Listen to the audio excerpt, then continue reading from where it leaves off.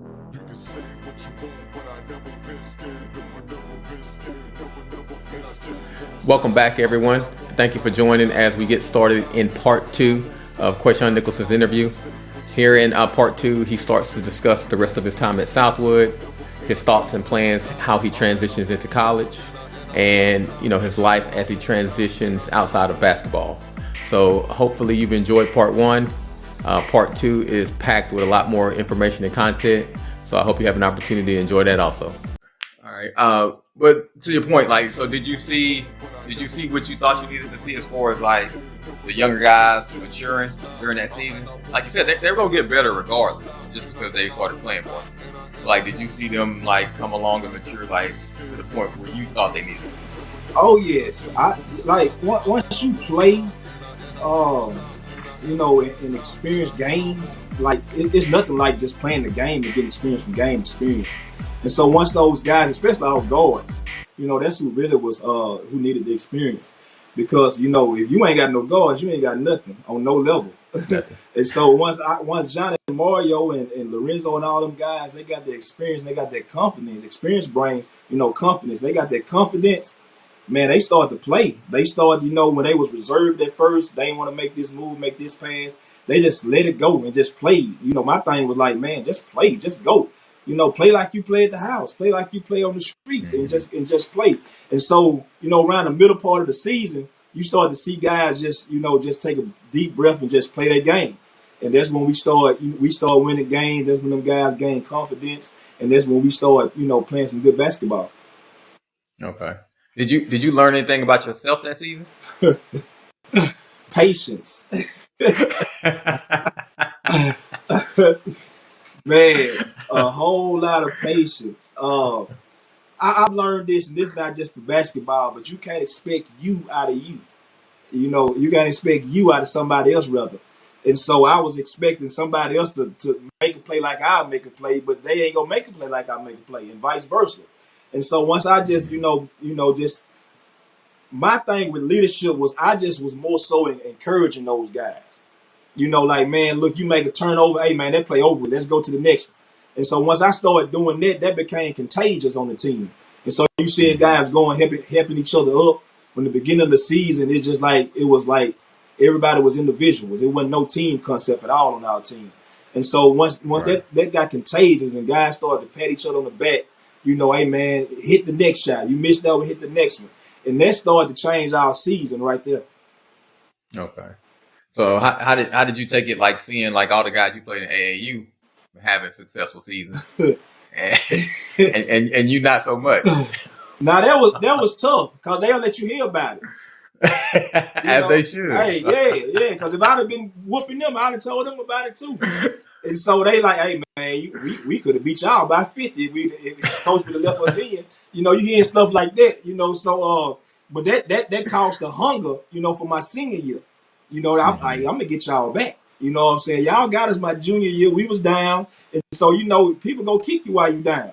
And you ain't gonna let nobody come in your house and beat you just because they ain't caring about you got 8 seniors that left. They don't care nothing about that. They just trying to win the game. They ain't taking no pity for you. And so we had to just take that and just use that as ammo to go out and play harder. Mm-hmm. So as that junior season ends,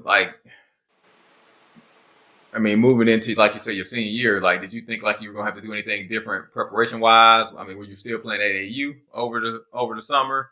How did you look at things coming into your senior year? Man, I was really excited about my senior year. I was hopeful. I knew we was going to be better. I knew that in my heart that we was going to be better because, the end of the year showed us that we're going to be in these games with these guys that, supposed to be these quote unquote good teams that we was facing toward the end of the year. So we was playing these guys down to the wire. So I knew, you got a summer that you can go get better. You got a summer AAU, you got a summer league. And so we went and got better. Our summer league, we ended up going out and playing summer league, and I think we won summer league. We either won summer league or we lost in the championship. I'm not sure. I know we ended up playing Fair Park in the championship for summer league. And so we beat Bossier, which was good. They was really good. We beat Huntington in I think an overtime game in summer league at Huntington. And so we had confidence. we had guys that were making shots who were scared to shoot the ball, you know, in their junior year. You mean they sophomore year. And so we was confident that we were gonna have a better season. So I was excited about it. I anticipated my senior year because I knew we was gonna be in those games. Did you set any expectations for yourself and for the team coming into that year? I did. I personally, I wanted to be more of a all around player. I knew I can score. I knew I can score with anybody around the city, but I wanted to be more of a guy that got other guys involved because I feel like I always knew I could find a way to get 20. I'm gonna find 20 some kind of way. I don't care if I got a bad game, I'm gonna have 20 because I'm gonna get to the free throw line. However, I might hit some threes one game, I might get some dunks one game, but I'm gonna find a way to get 20. But my whole thing is how I'm gonna get Mario 10, 12 points. How Johnny gonna get 15 points? If I get 30 and we ain't got but 50, we gonna lose. You know, so I had to, you know, I gotta get some assists. I gotta get more rebounds. I gotta do more. So I pushed myself to be more of an all-around player. Block shots, rebounding, steals. And so coach used to call me to guard anybody. One game I might be guarding the point guard, and the next game I might be guarding the center. And so defensive wise, I had to challenge myself because I'm 6'5", but I'm going Stromile, he's 6'10". I'm going Zach, he's 6'9". I'm going Chauncey Johnson, he's 6'10". You know, all these guys. And so I was more of a finesse player. I go down there and mix it up with you, but I ain't trying to play down there the whole game. Not the whole game, right? You know what I'm saying?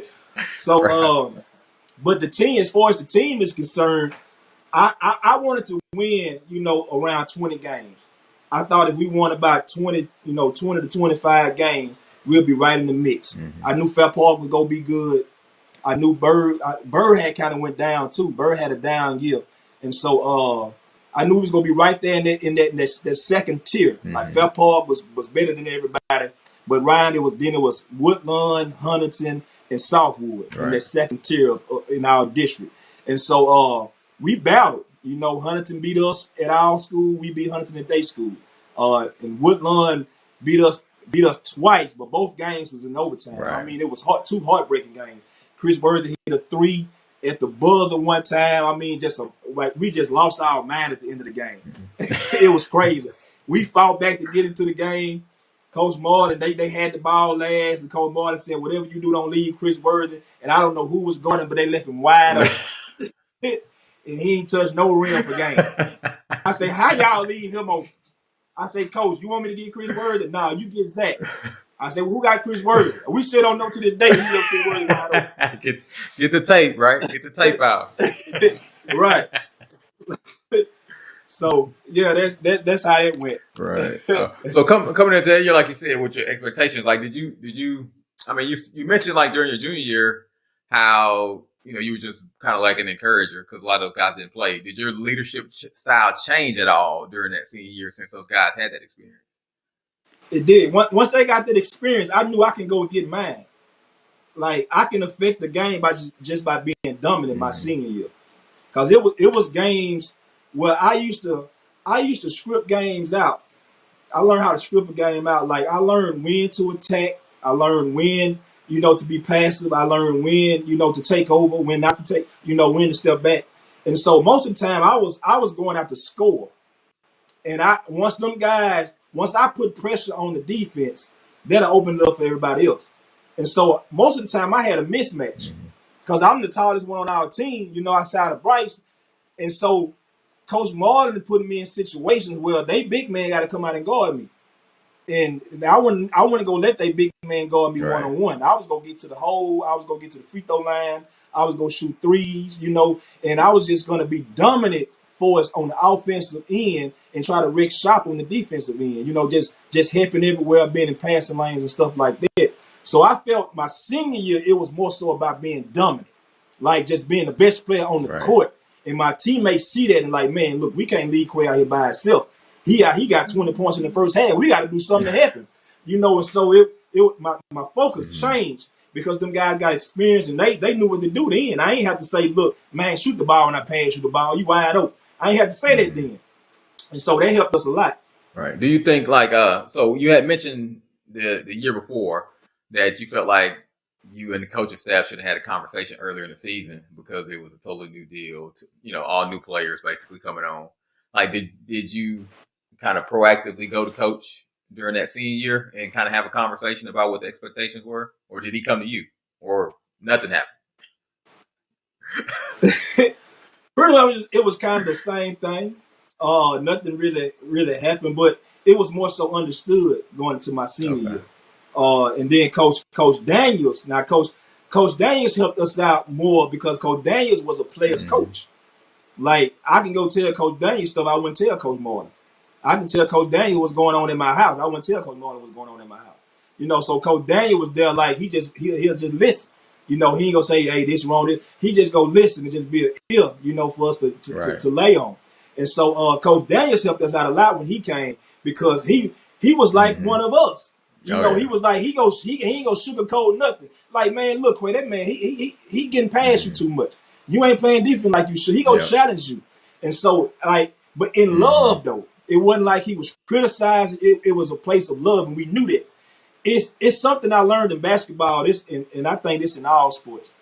If you know a coach love you, a coach like really, would go after you and go and do anything for you, you gonna play harder for that coach.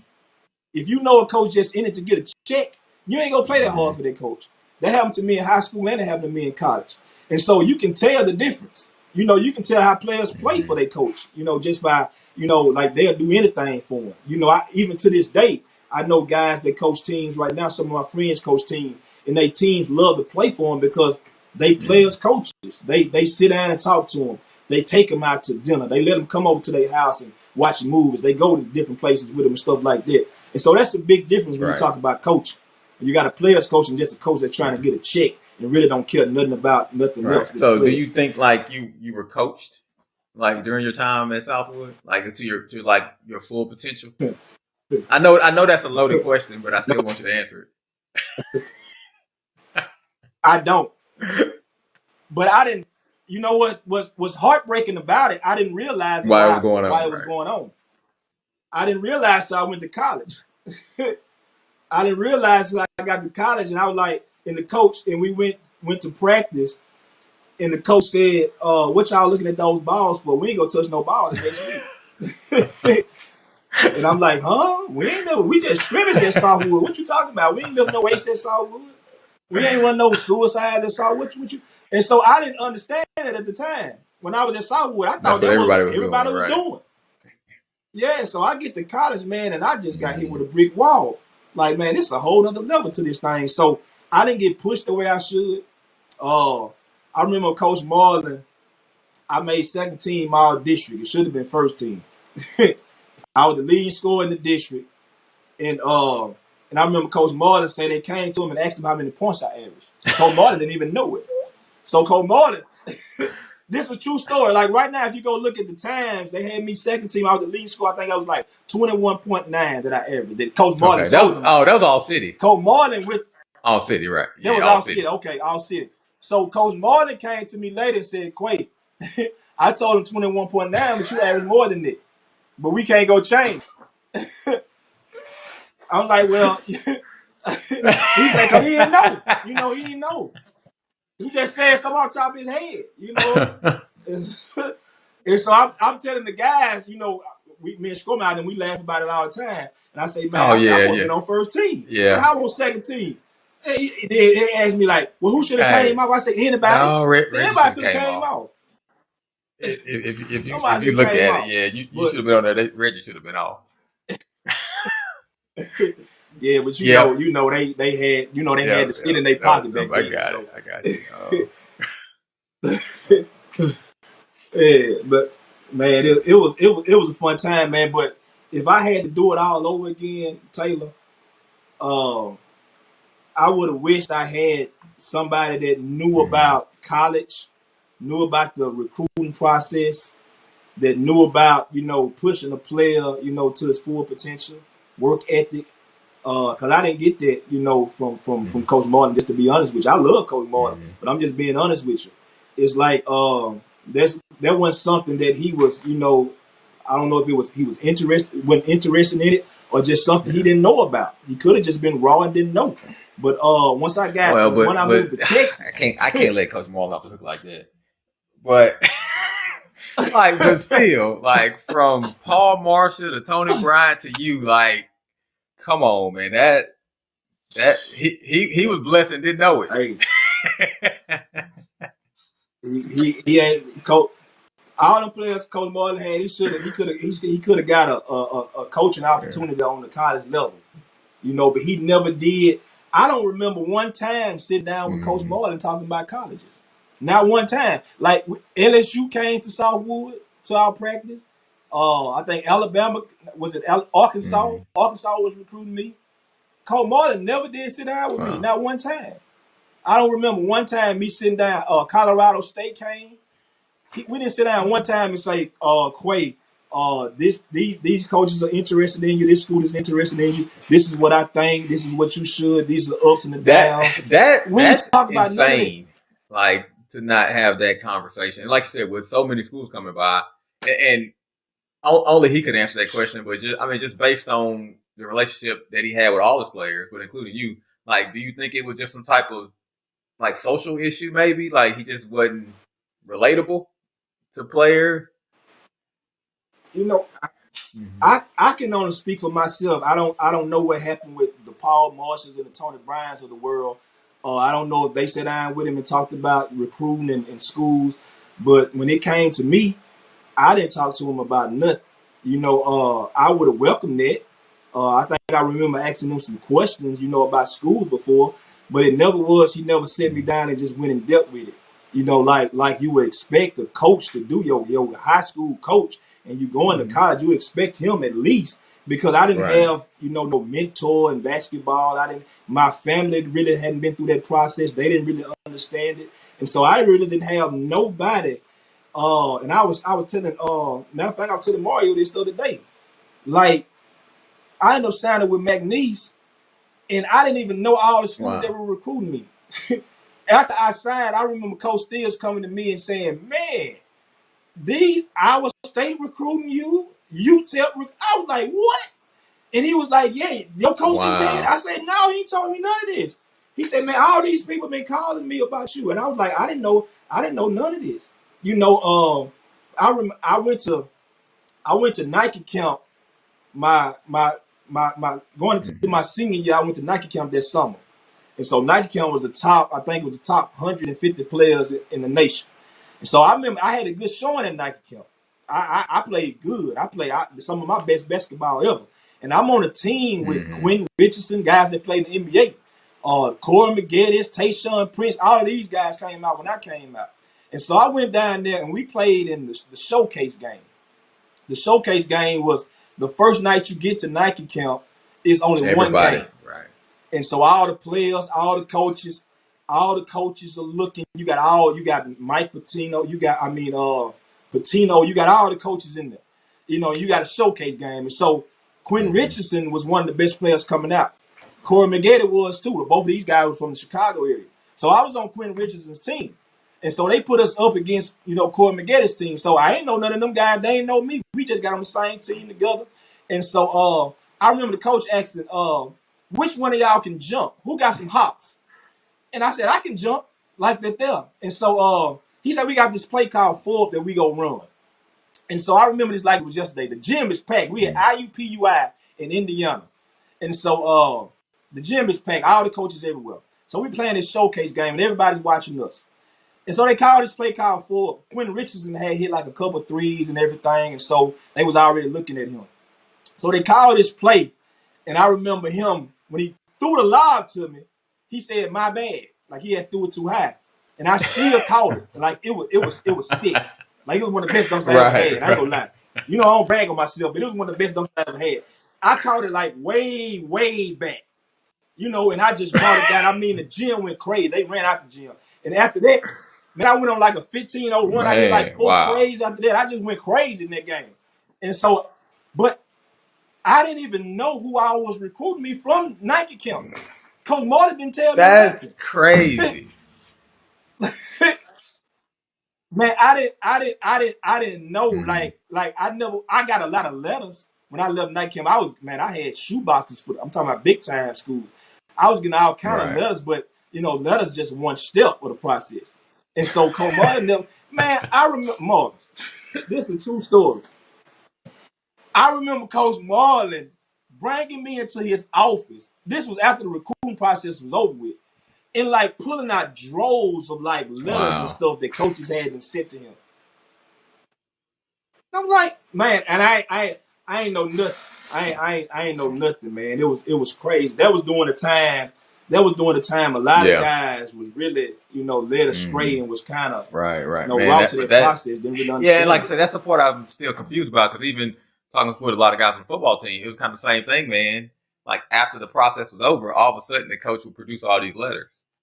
Like, and I don't get it. I mean, it's very confusing to me, because like you said, man, we out here killing yourself, man, for a game that you love, and you just want to be put in the best opportunity to be successful, and you can't do that without the information. Like if you don't have the information, man, there's no way for you to do that. Right. So how did McNeese come into the picture? Like you said, you were getting recruited by all these other schools. Like how did you end up having those conversations with McNeese? Man, when it waned down, I was like, my last few schools was McNeese, Colorado State, which was in Fort Collins, Colorado. Who else was recruiting me during that time? LSU, Arkansas, and it was a couple more. It was a couple more schools, and so I knew a guy when I played AAU ball. I used to leave and go to Baton Rouge during the summer. I ended up forming a relationship with a guy named Scoot and his mother. They had an AAU team called the Warriors. They used to always be the Blue Devils rival. The Blue Devils was Mike Thea's team, and the Warriors was the team in Baton Rouge. They was always rivals. And so most of the time when we used to go to state, we always had a good team, but our AAU coach never did take us to nationals. Like we always qualified, but we never went. We didn't have the finance and stuff like that. So the Blue Devils always went. And so once that team in Baton Rouge found out we didn't go, he contacted us. When he contacted my parents one time and say, can he come and go with us? Can he come stay in Baton Rouge for the summer and go with us? And so I went to Baton Rouge and I went to nationals, man. And when I went to nationals, man, it was a whole nother level. But we went down there with about 7 guys. 7? I remember going down there with 7. We get down there, Marvin, the first game, our big man got elbowed in the head, bust his head wide open. Now we down to 6. Wow. I played with a guy named Sean Robinson from Baton Rouge, one of the best players I ever played with. Man, when I tell you, after that guy got his head bust, me and him went crazy for that whole tournament. I was averaging about 35. He was averaging about 30. And we was playing against everybody. All them guys that came out during that time. We was playing against everybody. But so I ended up forming a relationship with them guys, to just get to your point. And so I knew some of the guys from Baton Rouge. And so this guy named Terrence Scott, he ended up going to a scrummer, which is in Baton Rouge. He ended up signing with McNeese the year before I went to McNeese. And so I knew him. He was already down there. And I had played against Damon Mallet, who was 2 years ahead of me. He graduated with Tony and Pooh. He graduated 2 years ahead of me. But I had played against him when I was at Southwood, because he played for Leesville. We always played, we played Leesville every year. And so Damon Mallet used to fill it up. And so I knew him, and I knew Terrence Scott, and also a guy named Calvin Hunter, who was at Washington. He played with Brandon Dean, but he graduated the year before I did. So he had signed with McNeese also. And so I knew those guys. And what happened, I was about to sign with Colorado State, which they was in what, I forgot what conference it was. They was in the big time conference though. And they had, I don't know if you remember Milt Palacio. Milt Palacio played in the NBA for a long time. He was a senior when they was recruiting me. And he was one of the guys I talked to. And they was telling me he was about to go to the NBA, which he ended up going and stuff like that. He played about 10, 12 years in the league. And so, but what happened was I was going to sign with them. It was a connection that they had with a guy. I think this guy went to Sydney or something, but he had that connection. So they had a connection to Shreveport. I remember them people coming to my house. I was finna sign. I was going to Fort Collins. They whole coaching staff got fired. Whole coaching staff got fired. I remember coming to my house, man. I remember telling the man I love. What I told him, I said I love. You remember the Air Max was out during that time. Everybody was wearing Air Max. I come to my living room. My mom said they in the front room, and he came with some Air Max. I said, "Oh, I'm gone." Gone. You got that, man. The kind I wanted. So I was about to sign with them, man. But I ended up signing with McNeese mostly because I knew Terrence Scott that was down there, and I knew a couple more guys. So I ended up signing, and I didn't want to leave. I had a lot of stuff going on in my family, and I really didn't want to go too far. But even that you said that that LSU was recruiting you, and I know so it didn't matter that McNeese was a kind of a lesser conference. LSU was going through a lot during that time. They were doing that era where they went through that debacle with Dustin Earl. As far as they were saying, they was paying him and stuff like that. They was going through all of those changes. So they was kind of the down period, during that time. Then they had a lot of guys playing my position who was young. They had a lot of freshmen, sophomore that were playing my position. And so I felt like, I'd be, fighting, for 2-3 years before I even play. And so then they was going through all that stuff during the time. They was dragging LSU through the mud. And so they came to my school. They came to Southwood to one of our practices one time when the season was over with. But I ended up not signing with them because of all of that. And we ended up playing them like our third game of the year when I went to McNeese. It was funny. It was fun. I actually had a decent game that game too. And I remember Coach said, "You should have came over here with us. You should have came with us." All right. So as like you said, you kind of settled on McNeese. Like, so what do you do that spring, that summer? Like, how do you prepare yourself for college basketball? Man, that for the first time I really started to lift weights. Okay. I was always slim, man. I started that summer, man. I started to lift weights. I remember talking to a couple guys that was in college. They said, "Man, you got to get stronger." I said, "You gonna go there? You gonna be playing good guys? They playing your position. They might be 6'7". They grown men. They 23, 24 years old, some of them. And say, so I'm coming in as a skinny freshman, 6'4", 6'5". I'm like 160 soaking wet. You know what I'm saying? So I'm coming in, I'm raw. So I got there and shoot, man, the guys that played my position, I remember playing against a guy named Franklin Powell, man. He was pretty much like a running back that played the two. I was like, man, hold on, this name elbowing me. I said, man, this ain't legal in basketball. He's elbowing, biting, man, all kind of stuff, man. And so, man, I knew quickly I had to get stronger. I might not gain a lot of weight, but I had to get strong. So I started to lift weights that summer, did a lot of shooting and stuff like that. But honestly, Marvin, it still didn't prepare me for what I encountered once I got to school.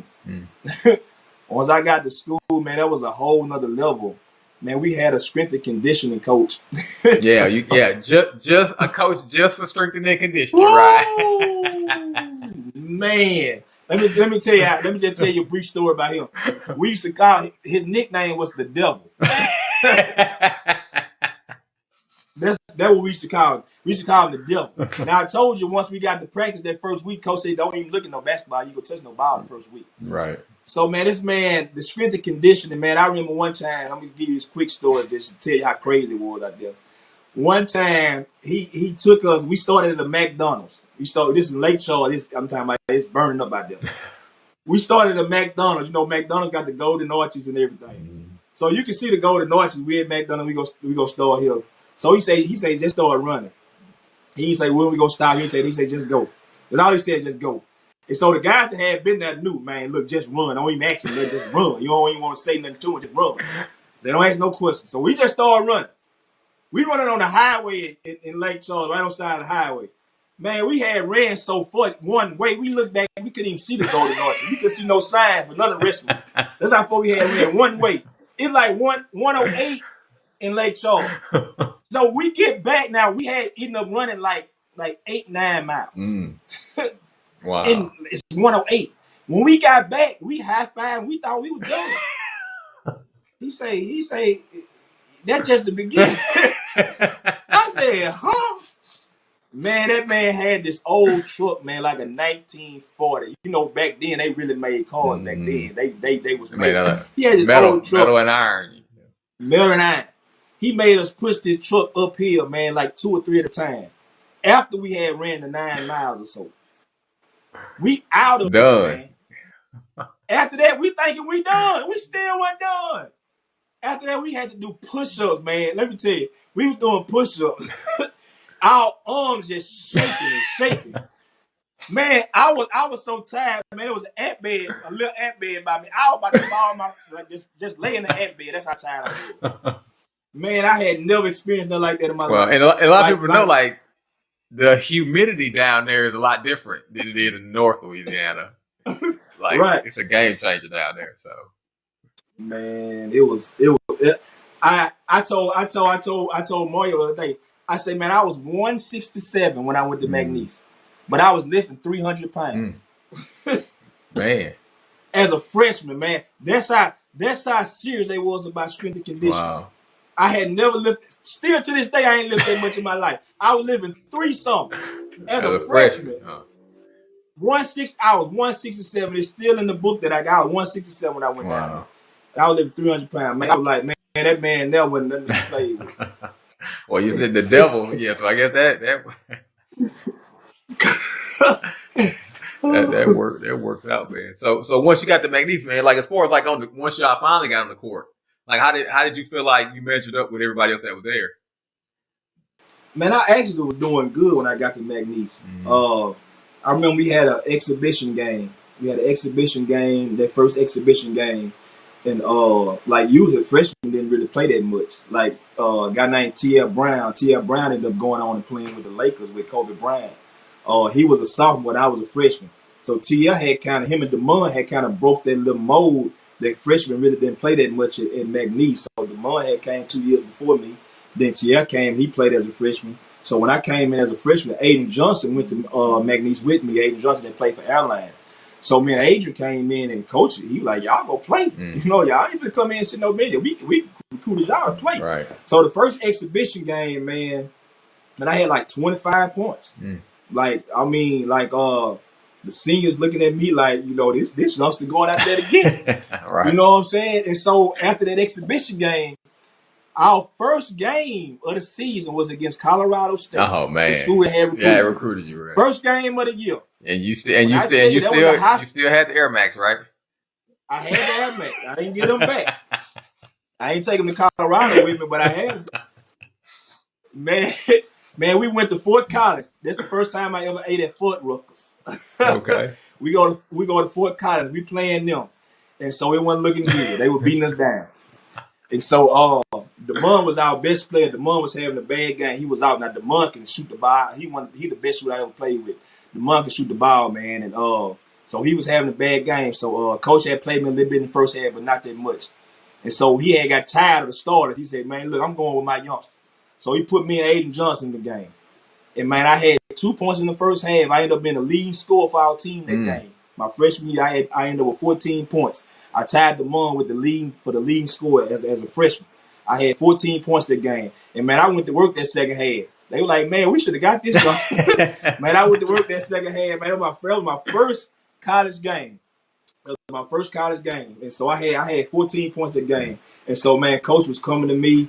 He was just like, you know, just keep your head, you know, keep on playing. You go hear stuff from different guys and stuff like that. And it was going good. Do you think that helped because you played so early as a sophomore at Southwood that you know you didn't really think anything of it, man? You just came there to play, and then once you got your opportunity, man, you just took it. I was comfortable because I had been there before. You know, I had been in that situation before where, you know, I was playing with older guys that was dependent on me. That basically told me the same thing. That look, we know you're a freshman, but hey, we need you to help us win. You know, that's what I got from DeMond and TL. Like, man, look, coach gonna put you in. You got to be ready. And so, man, I was anxious to get in the game. Every time he looked down the bench, I'm stepping up like, hey, I'm ready. Come on. You know what I'm saying? Because I had put the work in. Put the work in the off season, man. I was like, you know, guys was getting tired, and I was still going because I had ran 9 miles in the look, I'm still ready to go. And so, yeah, that did help me a lot. That experience I had at Southwood, you know, once I got to McNeese. Yeah, well, like I said, you running 9 miles. A basketball game ain't nothing. For real, man. That was something else. How did you take to, like, you know, we had mentioned that a little earlier about just the different, you know, contrast and we'll say coaching styles. Like, how did you take that as far as being coached at that level? That's what that's why I told you, like, I was really dealt a bad hand when I was at Southwood, because it didn't prepare me at all for what I experienced as far as my coach at McNeese. They was night and day. Where Coach Marlin was, lenient and didn't say nothing, just go scrimmage. Man, Coach Everhart at McNeese, oh Lord have mercy. Man, when I tell you this man did not play, he did not play. And so I experienced that, man. It was like, two different ends of the spectrum. It's like I ain't had to do nothing at Southwood. I was the best player. Right. I just come in and do what I want to do. I ain't have to work hard. And Coach Everhart, from day one, I don't care who you is, like, he treated every player the same way. I don't care if you average 25 or you average 0. I'm gonna treat you the same way. You're gonna have to work. And so, man, let me tell you a story about this man here. This man's wife was pregnant with twins. She was almost due. She was about to have a twin. We had played, I think it was Central Florida. We had lost a heartbreaking, like double overtime. Heartbreaking game. It might have been Central Florida. I'm not sure. But we had lost a heartbreaking game. Like, the game had led, I think it's 2 or 3 overtime. So by the time we got done playing, it was like 11:30, almost 12 o'clock. And so we like, man, Central Florida was, whatever team we was playing during that time, they was good. I think they might have even been ranked. So we had played them good. Man, we think we go out there, we taking our shower, we finna take our shower, get dressed, and go home. Man, that man came and it said everybody on the line. I'm like, what? I say, man, it is 12 at midnight. What you mean everybody on the line? Man, that man started running us. Now, this was a hard-fought game. Right. We weren't even supposed, like, we was projected to lose by like 15 points to this team. We played them double overtime. They ended up winning on some free throws. And so, man, that man started to run us.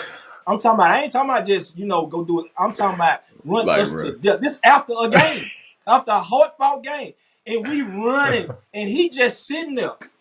Like, we had been running for like an hour after the game. Man, only way we stopped, his wife came. I remember her coming. I remember this like yesterday. His wife came in from the stadium at McNeese.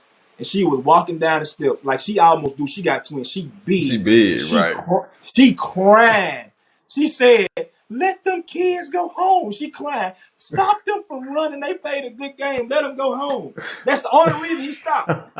We probably still be running right now. She wouldn't have came.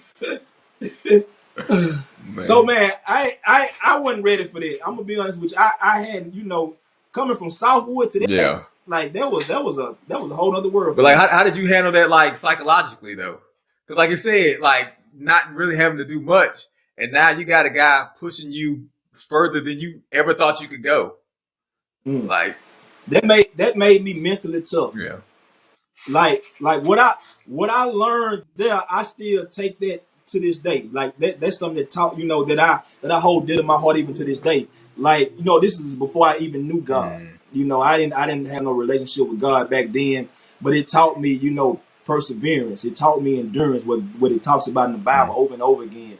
Those who endure will receive the promises of God. It taught me patience. It taught me to strive for something more than self.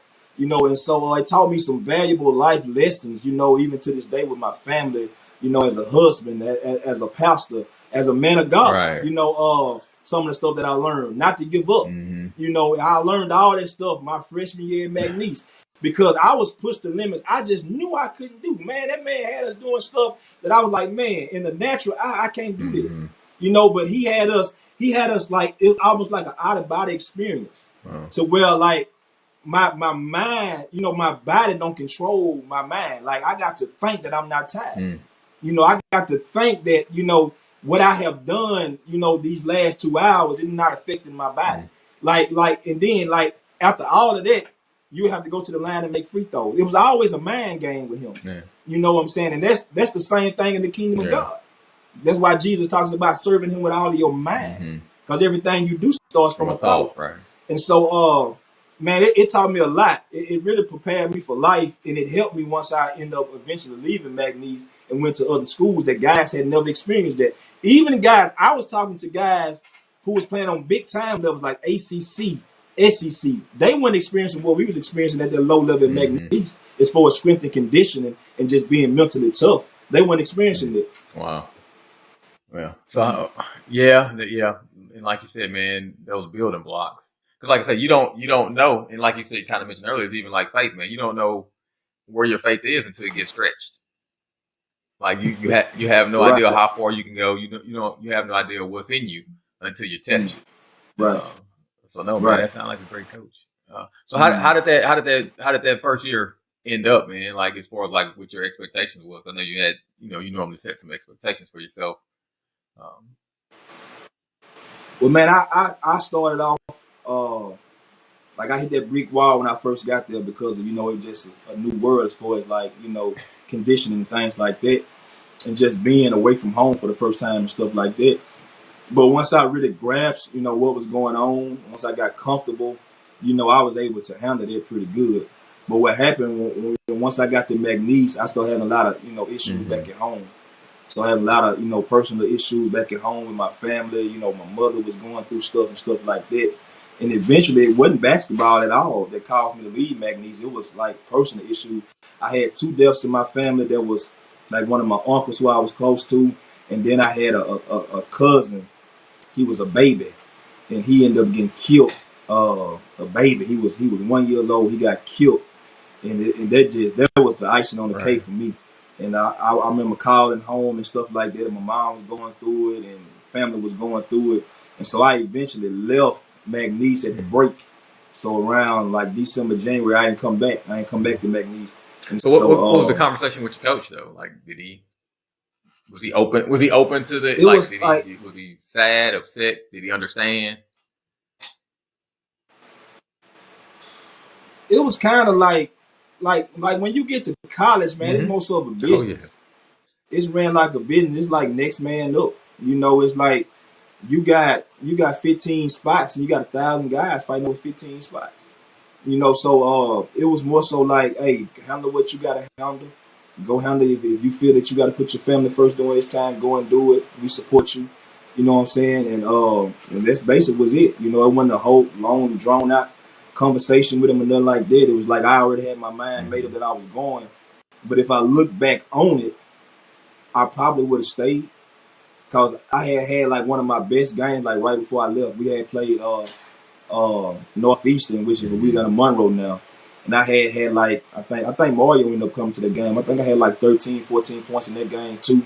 I had a good game. And I remember, some scouts had came. I think a Minnesota Timberwolves scout had came to practice. He was there for like a week. And I remember our coach telling me like, the scout told him if he had to choose anybody off our team, I was a freshman. He said, I'd choose Nicholson. He said, and I was a freshman. I remember that. And so it was tough, leaving. But I thought at the time, I was young, man. I was 18 years old. I'm thinking like it'd be better to go home and, and try to be there with my family. But really, it really wasn't. I think I really should have stayed at McNeese. If I had to do it all over again, I would have stayed there and just toughed it out.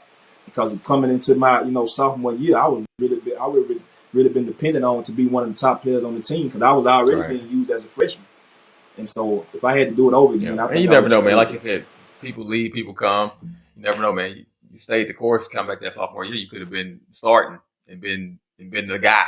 You never know how stuff happens from year to year, especially in college.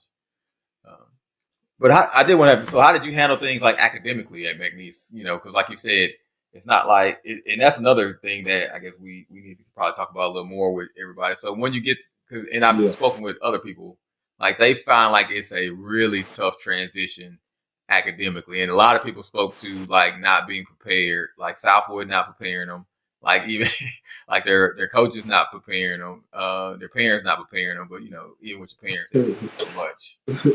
Man, when I got to McNeese, I thought they were teaching us Chinese. I said, man, we ain't never did no math like this. We ain't never discussed this in English. What are y'all talking? And I was smart. I was smart coming out of school. I always had over 3.0. When I came out of Southwood, I think I had straight A's when I left Southwood. My last semester at Southwood. So I was smart. I always was smart in school. I was on the honor roll. And I got the McNeese.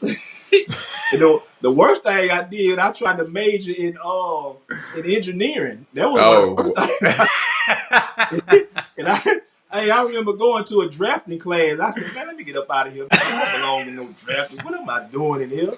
Man, I said, man, let me drop this class as fast as possible before I get this flat F. And so, man, that was a man. No, yeah, that was a big time. You know, that was a big time eye opener. As far as man, we didn't learn none of that stuff. They didn't prepare us for college like they should have. Right. You know, and I ain't gonna just put it on them. And I didn't really pursue, education like I should have, leaving from not knowing how big of a step that would be coming from high school to college. Well, but kind of like you said, like if you're doing well, if you excelling 3.0s and above at Southwood, you assuming that you learning the stuff you're supposed to. Like there's nothing telling you that you're not preparing yourself. Right. And you take the ACT or whatever standardized test score they have, and you perform or you get the scores you're supposed to. You're like, all right, well, this tell me that I'm ready. This tell me that I've obtained the information that I'm supposed to obtain, and now I'm ready to go to college. But with college courses, you don't know till you get there. It's class by class, it's teacher by teacher. You don't know till you get there, because like I was good at math, all throughout school. And so I got to college and I was like, man, I don't know what this crazy. What are y'all talking about? But I was more of a, I used to like to teach myself. I probably couldn't get it, right in the classroom, but once I got home by myself and just kind of, got into it, so I kind of caught up pretty quickly, in college. So I ended up, graduating, college was like a 3.3, 3.4 when I graduated college. But my first year, it was just like with basketball. It was tough. It was really tough. Right. Okay. So you said you left after that first semester. So what are your thoughts then? Like you said, you kind of went on to be with family, but you still wanted to pursue your basketball aspirations. So like, how do you reassess moving forward after that? That was the longest 6 months of my life. When I left from leaving McNeese, I think I left maybe the end of December, beginning of January. Yeah, I left McNeese in January until eventually signing with a junior college. Like during that time, I didn't know where I was gonna go. I didn't know what I was gonna do. I knew I was talented. Coaches knew about me, but I didn't know what I was gonna do. I didn't know should I stay home and do this. But what I did was I kept education on my mind. So once I got home, I ended up enrolling in college. I ended up going to Southern on the Cooper Road, and I ended up gaining I think I ended up getting like 9 hours. So I didn't lose nothing, because I missed that whole semester. When I left McNeese, I missed that whole spring semester. So I went to summer school, and I pretty much gained it back. And so I never did lose no traction as far as my my education was concerned. But that was the longest time, because I didn't know where I was gonna go. I didn't know what school I was gonna go to. I didn't know what I was gonna do. I ain't really had no relationship with God at that time. My family was going through a lot. And I remember this like yesterday. I remember going to church one time with a friend, and the pastor was teaching, and he kept on talking about the peace of God, talking about a knowing that you would have when God is in it. And I remember just going back, didn't really know much about about praying and trusting God, and I remember asking God, just to bring the school that you want me to go to, make that school available wherever you want me to go. I go, because I wanted to go back D1. I wanted to go back D1. I ain't want to go to JUCO. Right. But once I started to learn, I ain't know nothing about the process. Man, I learned so much. And I remember a coach that had actually came to Southwood. He was a junior college coach. He had came to Southwood one time, and he ended up contacting me. He found out I had left McNeese. He contacted me, and I sit down with him. He kind of was the first coach to explain to me about leaving like a D1, going into another D1, about sitting out, and like it was such thing called 4-2-4. Okay. Which was, man, something I ain't never heard of. A lot of people ain't never heard of it to this day. It was called a 4-2-4. Meaning I started at a 4-year college, then I went to a 2-year college, then I'm going back to a 4-year college as an athlete. And so he said, if you come to JUCO, he said, and do a year at JUCO, instead of just sitting out a whole year, he said, you can come to JUCO and play, then most schools will see you. Because you come to the TEC, which was the best conference in Texas, and a lot of guys was going big time D1. So I said, look, I just prayed about it, and I ended up going to Panola Junior College. And I ended up going there that fall semester. And that was a good decision. I was able, but once I got there, I didn't know I had to sit out. So I went from a high, being out of sign with the school. I went through the whole preseason. Think I'm starting and all of this and stuff. And like the day before our first game, the coach called me and said I had to sit out the first semester. All because I was coming from a 4-year school, and because I had missed that second semester, so I had to sit out the first semester of my sophomore year when I was at JUCO. And man, that was heartbreaking to me because I was ready. Oh yeah. I'm talking about, man, I was playing some of the best basketball I had ever played when I had went there, because I was hungry to just prove people wrong. You know what I'm saying? I started hearing stuff, guys from McNeese saying, man, Qua left, he should have stayed, and all that stuff. I just was hungry to prove them guys wrong.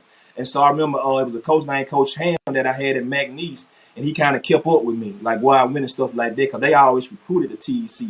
All the big-time schools recruited the TEC. And so I remember finally getting on the court, you know, that second semester, man, and I just let everything go. Man, that first game, man, I had like 37 points, man. I was just going off. You know what I'm saying? I had that coach when I got to Panola, this guy Rennie Bailey, he had played with Carl Malone. So he had played against Joe Dumars, he had played with Carl Malone at Tech, and so he knew what it took. And so I played the same position he did, and he used to teach me little things about the game that I really didn't know, especially about like just beating people with my first step. He said, man, you can shoot so people gonna get up on you. He said, just catch the ball, don't take no dribble, just beat them with your first step. And so, man, I started doing that for the first time when I was there. I just was beating people with my first step, and I was getting the free throw line a lot. My tray was falling, I still was dunking and stuff like that. And so, like he helped me. And then he had another coach that was assistant coach who had just left college. He had just finished playing college. And so he played the same position as me too, as I did also. And he pushed me. I mean, he ain't take no slack from me. He like, man, he'll be like, time I come, man, what you gonna do? Like, he be in my face, but it was all in love. And he used to push me to a whole nother level. And so by the time I started playing my JUCO that second semester, man, I was hooping. I was hooping. And so every time I had a high, a low, I always hit. So my coach at the JUCO, he ended up getting offered a job at Stephen F. Austin. Okay. He ended up getting offered a job for Stephen F. Austin to leave JUCO and go to Stephen F. Austin, which was a D1, which was in the same conference as McNeese. And so he came to me, he said, I want you to come with me. And he wanted the two more guys to come with him. He wanted this guy named Ransom. You probably remember Ransom when we played Lafayette. Okay. The guy that used to dunk that played for Lafayette. Ransom was about 6'7". And so he wanted Ransom to come. And there was a guy named Skip that was from Beaumont, Texas, was a guard that can shoot the skin off. He wanted us three to come with him to Stephen F. Austin. Ransom and Skip ended up going. I was going to go too. Find out, man, like right before I was finna sign with them, because Tech was recruiting me and a couple more D1s were recruiting me. But I said, man, I'll stay with Coach Bailey. You know what I'm saying? Coach Bailey, he been there for me. I'm going to stay with him. You know, I don't got to go to no big time D1, because I know if I go do what I need to do, anybody go see me. I can go overseas, whatever. And so, man, right before I got ready to sign, again, that man told me, he said, man, you going to have to sit out wherever you go. I was like, man, what? I was like, and see what happened. This is what happened. I was considered what they call a 4.24.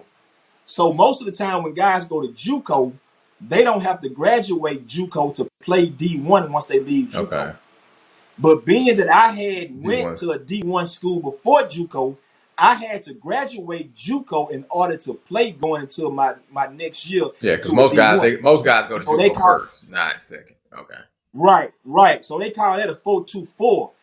And I could have graduated from Panola. There wouldn't have been no problem. I was making straight A's at Panola. But being that he didn't even know it either. He didn't know it either. He found out about it right before I was going to sign with Stephen F. Austin. He found out about it right then. And so he said, man, the reason you got to sit out, because you had to graduate. All I had to do was pretty much take one other class and graduate, and that would have been it. And I already had the grade, so it wouldn't have been nothing to do it. But I just didn't know. You know, didn't have no education about it. And so, man, instead of going there, I said, man, I don't want to sit out. I don't want to sit out, you know. And so I ended up going to a D2. I went to D2 in Oklahoma, the school that Dennis Rodman went to. I ended up signing with them. Okay. Got there, Marvin. The best player on the team. Had a guy named Tree. He was overseas playing in China, making hundreds of thousands of dollars. Like he already sending my tapes off and everything. Like, man, just go finish your 2 years off. You gone. I got you. Tree over there making all kind of money. You know, he making NBA money overseas in China. Tree was about 6'11", 7 feet. You know what I'm saying? He had already. Tree was older than I was. He was probably about 6, 7 years older than me, but he was making big time money overseas. And so he said, man, just go do your 2 years and I got you. Man, I get there. And them people tell me the day before our game that I got to sit out at D2 Oh my also. goodness. What? Man, you. True story. Oh my goodness, man. You killing me with this story. Man, had to sit out. Man, I'm talking about, man, I'm on all the highlights. All they talking about is Nicholson. He go come and bring, the spotlight back to Oklahoma State, Southeastern Oklahoma. That was the name of the school. Same school Dennis Rodman went to. They talking about like I'm gonna be like Dennis Rodman down there. Like it ain't been no buzz around here since Rodman was here. The way I was down there playing, man. Like I'm like, man, that man come to me the day before the game. Man. The day before the game, we about to play, and said, man, the rule came in. This a new rule that even if you go to a D2 school, you still got to sit out. Now they was recruiting like NBA and overseas. They were recruiting that the D2 schools hard. Where I was at, and so I didn't really care about where I was. I just knew what the goal was. But man, that man told me that broke my heart, man. You breaking my heart. I'm just listening to it. It's 20 years ago, man. I'm like, what? Again? Yeah, man. Again, man. Again. So that happened again. But I stayed at. But like, where are you at, like emotionally though? Because like like you said, there was a lot of highs, but then like you say, falling over the low, man. Like, man, honestly, I was over with then. Because I was out there and I ain't know nobody. Man, I was in what part? I was in Durant, Oklahoma. I've been there. So when I tell you ain't nothing to do in Durant, Oklahoma, nothing. So imagine being told that you can't play basketball. That's the only thing to do in Durant. Man, I almost had a nervous breakdown out there. I called my mama. I said, "Mama, I'm coming out." I said, "I'm gonna finish this semester out because because I was on course to graduate still the same time. I said, I'm gonna finish this semester out, but I'm gonna leave. And so I finished the semester out, and man, I'm talking about that was the longest 2-3 months ever in my life, man. I'm talking about that was a long time. I had to finish that semester out, and the coach was like, man, he was so heartbroken, man, because his job was on the line. He knew he had the best. I was the best player in the conference. Right. He knew it. It was like, man, because he found out. He didn't even want to tell me. Like, man, that man came to me in tears. Yeah. Coach Rob, I'll never forget, that man came to me in tears, man. He was like, man, this like the team, like they went on they lost like their first 3 games because they couldn't get over it. They like, man, our best player going. I was like, and then we had a point guard down there that was my roommate. I had formed a bond with. He was from Dallas. I had played against him in JUCO, and he went down there. He was probably the best point guard, in the league too. And he just flunked out though. He had no excuse. He just didn't do his work. He flunked out, so he ended up not playing either. And so they best 2 players ended up not playing. And man, it was downhill from there. And emotionally, I was just everywhere. I was gone. Man, so finish out that semester, graduate, right? Yeah, I finished that semester out. So that was my that was really my like kind of like my year, sophomore right? year. Into your sophomore. Because I had missed that one semester, but I still was on track. And so what happened was a friend of mine I played JUCO with. It was a school called Cumberland University, right outside Nashville, Tennessee, and they was D2 NAIA. And so the coach had came to Oklahoma. Like that man came all the way from Tennessee to watch me play in Oklahoma. And so we did a scrimmage and stuff like that, and he tried to sign me on the spot. And I said, man, I'm going to weigh my options out. Yeah, I remember him taking me to Brahms. He tried to buy me everything at Brahms and promised me all this stuff and all this stuff. And so eventually I end up signing with him because one of my good friends that played JUCO with me, he from Dallas. And we end up going together. And my friend Terrence McCray, he's from Lafayette. And he played for Lafayette too when we was in high school, but he ain't played that much. And so we end up all going to Panola together, JUCO. and we ended up going to school in Tennessee together. I got to Tennessee. I had 2 years to play. And so, man, I got down there, and, man, they was recruiting hard down there, too. And so it was an NAIA school. And so, I was kind of down like, man, I know I can be playing D1 and all this shit. But when I got down there, that NAIA was pretty much D1s who didn't, that was really good. They had transfers like Desmond Allison had played for Kentucky with Rick Pitino. Like they had guys, I'm talking about they had some really good players in that league. And so I got down there, man, and so it took off from there. I played 2 years down there, played really good down there, ended up being the leading scorer both years, made all conference, I got some, I don't know, you can't see it right now, I'm kind of shifting, but I got some plaques and stuff like that in my office when I was down there. And I had a good time down there. I love Nashville, Tennessee, man. The people was nice out there, and just had a good time on and off the court. I graduated from that school with honors, and it was good. So, like you said, man, it wasn't necessarily where you wanted to be as far as like maybe the competition level, but you made the most of it when you were there. So, as you were kind of closing out that second year, what was your thought process moving forward? Man, what I'm gonna do next? And see, that's where that thing came in. I was talking about earlier. Well, my junior year when I got to Cumberland University, we had the coach that had recruited me. That had came to Oklahoma. I was telling you about. They took me to Brahms. Coach Peck. He was my coach my junior year, and so he knew I was the best player on the team. Like I remember, man, this story is crazy. We had played. God, I forgot the name of the school, but the guy Desmond Addison I'm telling you about, he was a transfer from Kentucky. That's how good he was. If you go to Kentucky, you're good. And so he was like 6'3", 6'4", but he was a point guard. And so we had played them. And coach said, this is going to be the best player you probably play against all year. And so we got to playing and stuff like that. And so I played the 3. And so he was cooking our guards. He was cooking. With hot grease, he was cooking them. Because he was bigger than them, and he knew how to use his body. He was real smart. He wasn't like real fast and nothing like that. Didn't really have no 3-point shot, and he wasn't really quick. And so I can always guard point guards who wasn't real fast. If you couldn't really shoot and you wasn't real, I can guard you. You know what I'm saying? And so I said, Coach, let me get him. Not knowing the San Antonio Spurs was at the game watching him. They was there for him, and I played him like big time. Like I played him.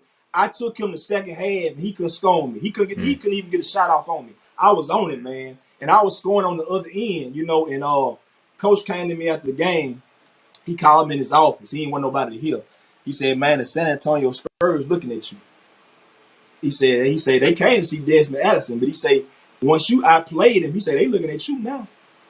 And man, that coach, man, like we had got a little bond. He was kind of shyster. He was a slickster, but he ended up getting the president's job at another school. Mm-hmm. Like he got offered a lot of money, and he ended up leaving. And the coach that came in that my senior year, he was one of them coaches that was just about, I'm just coming to get my check, and I'm gonna bring, he was coming from another school, and he wanted to bring all his players in. He didn't really care about our team, even though this was our senior year. You know what I'm saying? He didn't want this year to go past and stuff like that. And so I still was the leading scorer. I still made first team all conference, but it was just a coach I just really didn't want to play for. Because I know he didn't love our team. He just was waiting for this all year to be over with so he can bring, his own players in. And he really treated it like that, and everybody saw it. And so, man, all that stuff fell out the one that he was another guy he wasn't telling me about who was looking at me. I had a scout, an agent come, talking about, Nicholson, I can start him off at least making $175,000 a year overseas. This man ain't tell me nothing. I had to find this out from somebody else. Lost contact with the agent and everything. The agent came to the school and everything. You know what I'm saying? I saw the agent. You know what I'm saying? Even though the man was coming there and was talking about me. And the man just, it seemed like he just had it out for us. You know what I'm saying? And so that I graduated and all that was good. I did good on the court and all that.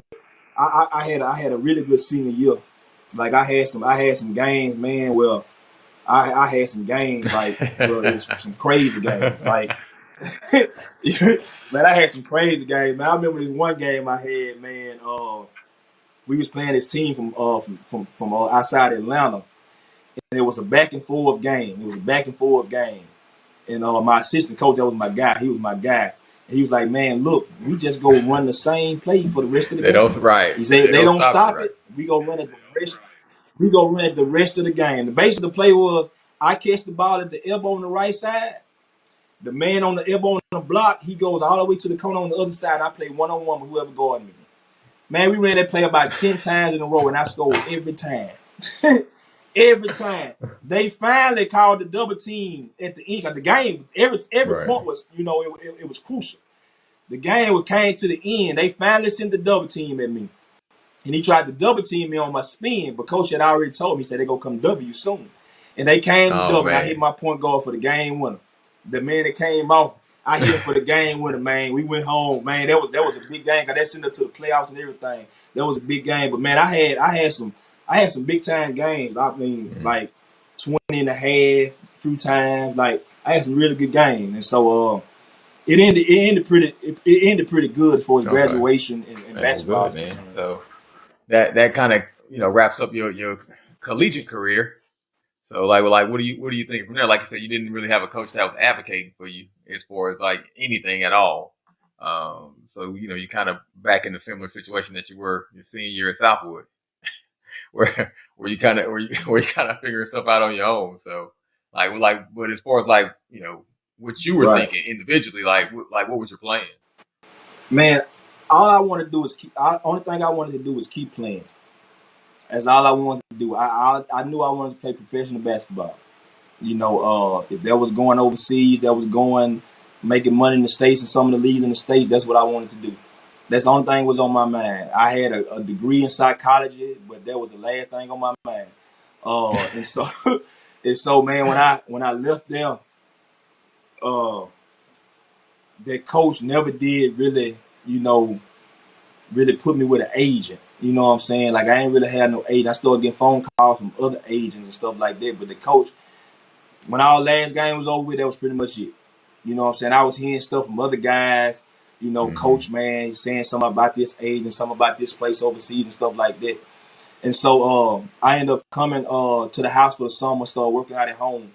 And I was at home working out. And I ended up playing. I went on this tour team. I was playing on this tour team. They paid us to play. We were basically going around to different colleges and playing them before the season started and stuff like that. And so I got paid for that. Ended up playing a couple leagues. I played in this league. I forgot the name of the league, but they paid us. They played us decent. You know what I'm saying? Like some of the overseas offers, to like go to Mexico and stuff like that. Like I really would have made more money staying here, so I didn't take them. You know what I'm saying? So by that time, I got a son then, Lil Qua was born, my senior year in college. And so I was like, I'd rather just stay here instead of go, to Mexico or somewhere like that and pretty much ain't making, as much as I'd be making if I, stayed at home. And so some of them offers I turned down, and then I ended up going to Mexico one time to Guadalajara. And I had played out there, did good. I remember playing against this old man, bro. This old Mexican. Man, this man was about 45, 40. Nah, he's about 46 years old. If I show you the picture of him, like, man, ain't no way this man can play basketball. Man, we get out there, so he was a legend in Mexico. He was a legend in Mexico, man. And we get out there, man, and we playing against this man. And, man, when I tell you he was killing all the guards, man, I'm talking about he was slow. Like, what move he gonna do, but you couldn't stop. I'm talking about he was killing her. And so we out there, we the big bad Americans. Like, man, how we gonna lose to these people? You know what I'm saying? And so we end up winning the game. But man, I remember that man had so much respect for me, and I had so much respect for him, man. I remember I got a picture of me and him embracing at the game.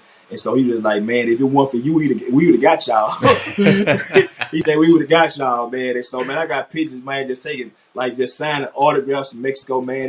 That was a good experience just going out there and playing out there that time.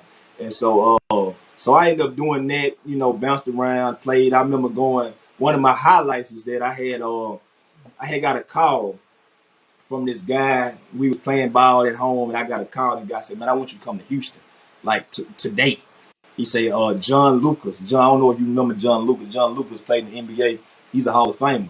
He coached for the Cleveland Cavaliers, and a couple of different coaches teams in the NBA. And so he said, man, John Lucas run a camp every summer. And he said, I got you an invite. He said, you can get in. You know what I'm saying? I just want you to go. It was his agents. I just want you to go.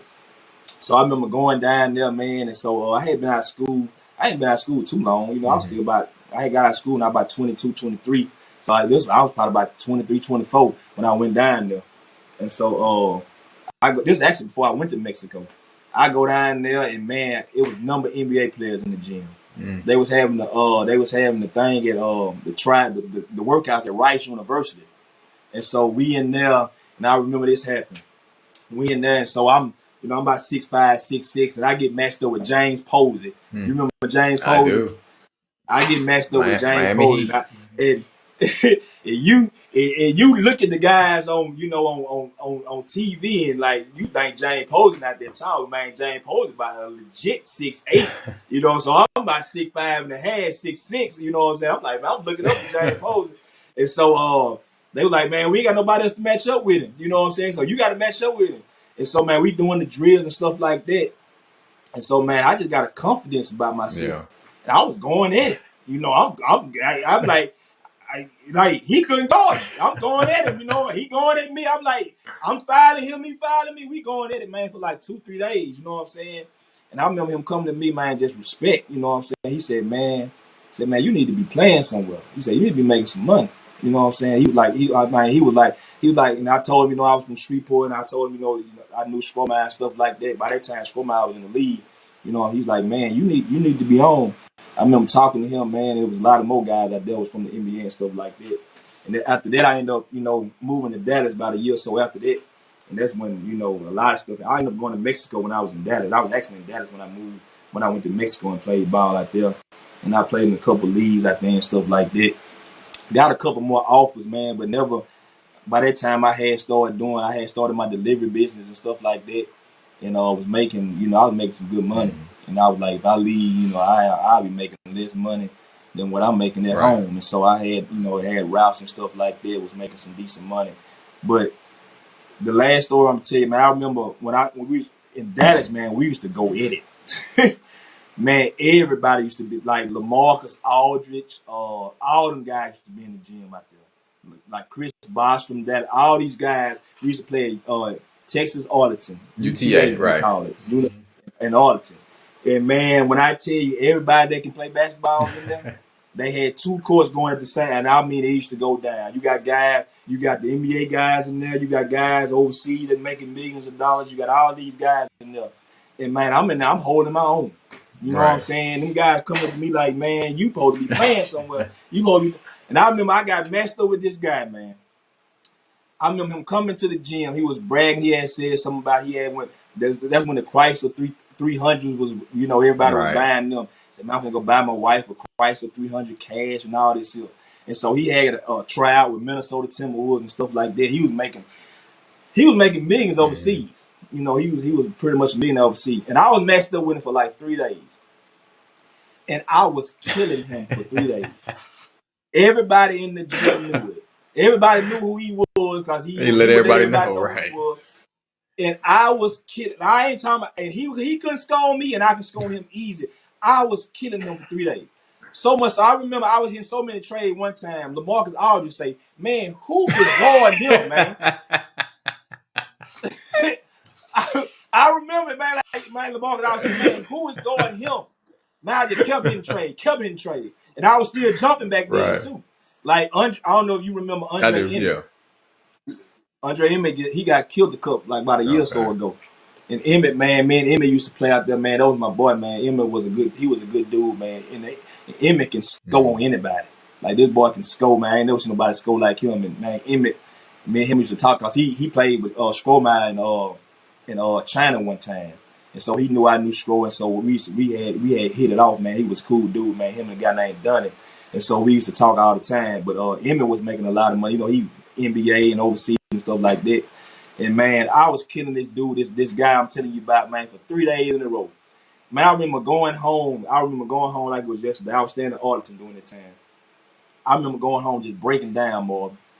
like God, like man, this guy making millions of dollars, and I'm better than him, and everybody in here know it. He even knew it.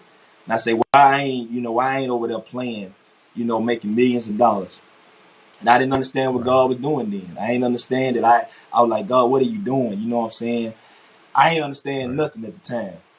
But I understand it now. If I would have went overseas with my mindset then, I would have made all that money, I'd probably killed myself with that money. And God had a plan. He had a plan for me, as to what I'm doing now. And if I would have went and did that with my mindset, not knowing God, not giving God, no glory for nothing, just being selfish, I would have destroyed myself with it and other people too.